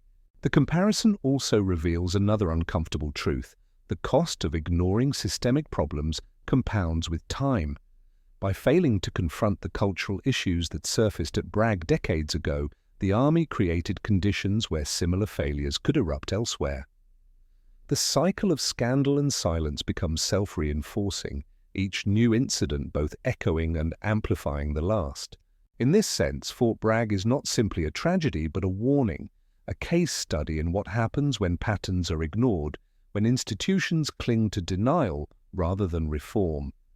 Without meaningful structural change, the same shadows will fall again, whether at another base in America or on foreign soil. Fort Bragg, when viewed in its entirety, becomes more than a military base. It transforms into a symbol of what happens when powerful institutions refuse to face uncomfortable truths. The endless cycle of secrecy, neglect, and denial is not just a military problem. It mirrors a broader human tendency to bury the inconvenient rather than confront it. But in the context of an institution that commands lives, resources, and national identity, the consequences of that silence are magnified beyond measure. At its core, the story of Fort Bragg is about the cost of silence. Each time a crime was minimized, each time a death was brushed aside as an accident, each time a soldier's struggles were dismissed as weakness, the institution chose self-preservation over accountability. What was gained in the short term, protecting reputation, avoiding scandal, came at the expense of long-term trust and human lives. The silence did not prevent the rot, it allowed the rot to spread. The symbolism is powerful. Fort Bragg stands as a cautionary tale about denial as policy. Institutions often prefer to present a polished facade, but facades crack when the truth is too heavy to contain. And when that happens, the damage is far worse than if the truth had been confronted from the start. At Bragg, the refusal to acknowledge drug trafficking, homicides, and corruption did not preserve honor. It corroded it from within. The base also serves as a reminder of the human cost behind abstractions. Military service is often framed in terms of strategy, patriotism, and sacrifice. But behind those lofty ideals are individuals, soldiers with vulnerabilities, families who trust the system to protect their loved ones, and communities who bear the ripple effects when that trust is betrayed. When institutions fail, it is not the abstract concept of the army that suffers. It is real people who pay the price, often in blood. And so Fort Bragg forces a reckoning. How should society balance reverence for the military with the responsibility to hold it accountable? Blind trust creates space for abuse. Relentless skepticism undermines morale. The answer lies in transparency, oversight, and a willingness to confront failures honestly, even when it means tarnishing the image of a revered institution. Ultimately, the legacy of Fort Bragg is not only about what happened, but about what could happen again. The base has become a mirror reflecting the dangers of unchecked power, a warning that silence is not neutrality but complicity. It is a story that demands attention, not only from those in uniform, but from every citizen who entrusts them with authority. The revelations surrounding Fort Bragg did not remain confined within the fences of the base.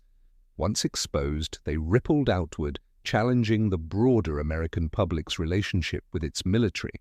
For decades, the Army, and particularly the Special Forces, were wrapped in a mythology of elite honor, selflessness, and flawless professionalism. But the reality unearthed at Fort Bragg cracked that narrative wide open, forcing citizens to confront the uncomfortable truth that even the most revered institutions are fallible. One of the most immediate consequences was erosion of trust. When ordinary Americans read about drug trafficking, murders, and cover-ups occurring inside a place that symbolized strength and discipline, the question was inevitable. If this can happen here, what else is being hidden? This doubt extended beyond Fort Bragg to the entire military establishment.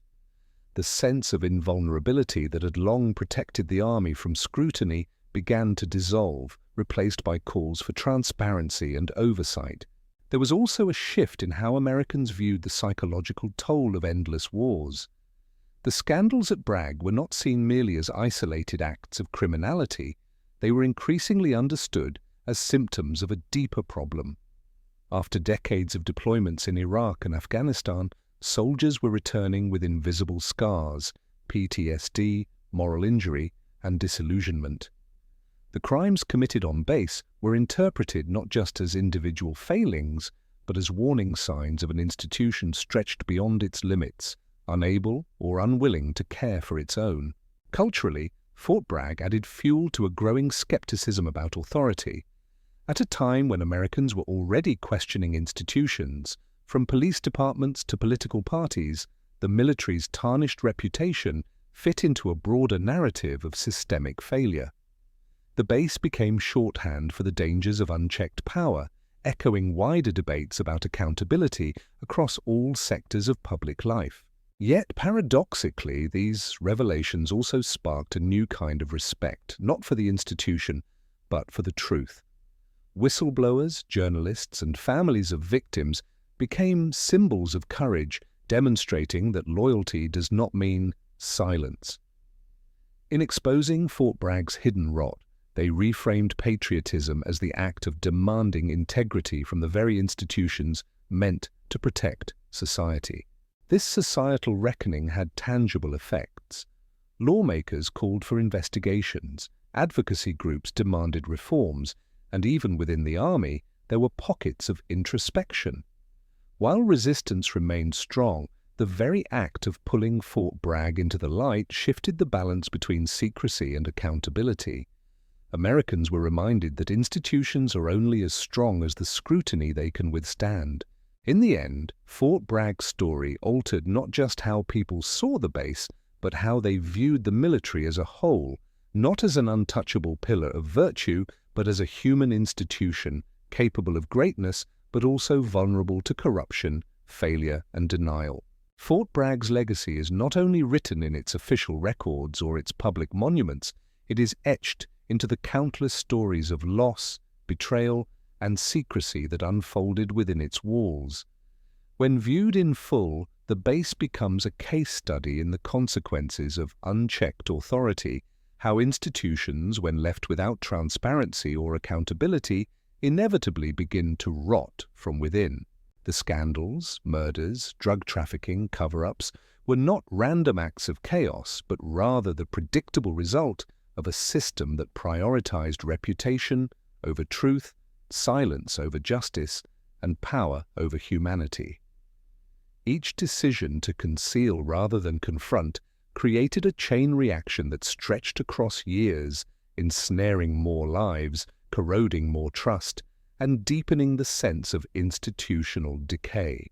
But if Fort Bragg's story is one of failure, it is also one of revelation. The very act of exposing these hidden truths reshaped the way people understood not only the military, but the fragile balance between power and responsibility. It revealed that patriotism cannot be blind, that true loyalty to country and to the people who serve it lies not in protecting an institution's image, but in ensuring its integrity. For American society, Fort Bragg should serve as a historical warning. Just as scandals in other powerful institutions, churches, corporations, governments have shown silence does not protect the system, it corrodes it. The only safeguard against collapse is a culture of openness, accountability, and moral courage. Without those, even the most formidable organizations can implode from the inside. For the soldiers and families connected to Fort Bragg, the scars will endure. Many will never receive justice or closure. Yet their stories, brought into the light, ensure that the hidden death toll is not forgotten. By remembering them, society reclaims a measure of dignity that secrecy tried to erase. In the end, Fort Bragg is both a tragedy and a lesson. It is a reminder that institutions are not abstract entities. They are living systems built of people, choices, and values. And when those values are compromised, the consequences are devastating. But the inverse is also true. When transparency and accountability are embraced, even the most broken institutions can be repaired. The meaning of Fort Bragg, then, is not confined to the army. It speaks to all of us, challenging society to demand better from the systems we trust with our lives. Its final lesson is stark yet clear. Secrecy breeds decay, but truth, however painful, is the only path to survival. My personal reflections on what it all means. Having traced the story of Fort Bragg from the first shocking murders to the wider revelations of drugs, corruption, and institutional cover-ups, what stands out most to me is not just the horror of the crimes themselves, but the fragility of trust. For decades, the Special Forces have been framed as the ultimate example of American excellence, men trained to be the best of the best, symbols of discipline and courage. Yet as this story shows, beneath the polished surface lies a truth far more complicated and disturbing. What struck me most was the pattern of silence. Each time a crime occurred, the instinct was not to confront it, but to bury it. That silence was defended in the name of protecting the Army's reputation, but in reality it corroded the very foundation of that reputation. To me, this demonstrates something universal. Institutions fall not because of a single failure, but because of repeated choices to avoid accountability. Another point that resonates deeply is the human cost. Behind every headline, drug trafficking, murder, overdose, there are real people, soldiers who were broken by war, families destroyed by violence, communities that lost faith in those sworn to protect them. It's easy to talk about Fort Bragg as a scandal, but I think it's more accurate to call it a collective wound, one that still bleeds even as time moves forward. Personally, I believe the meaning of Fort Bragg is not limited to the military. It speaks to a broader truth about society. Whenever power is concentrated and shielded from scrutiny, corruption becomes almost inevitable. This is true in governments, corporations, police forces, and yes, even in elite military units. To me, the story is less about blaming individuals and more about recognizing systemic vulnerability. Finally, I think there's a lesson here about the role of truth-telling. It was not the army that chose transparency, but outsiders, journalists, families, whistleblowers who refused to let silence win. That, to me, is real courage.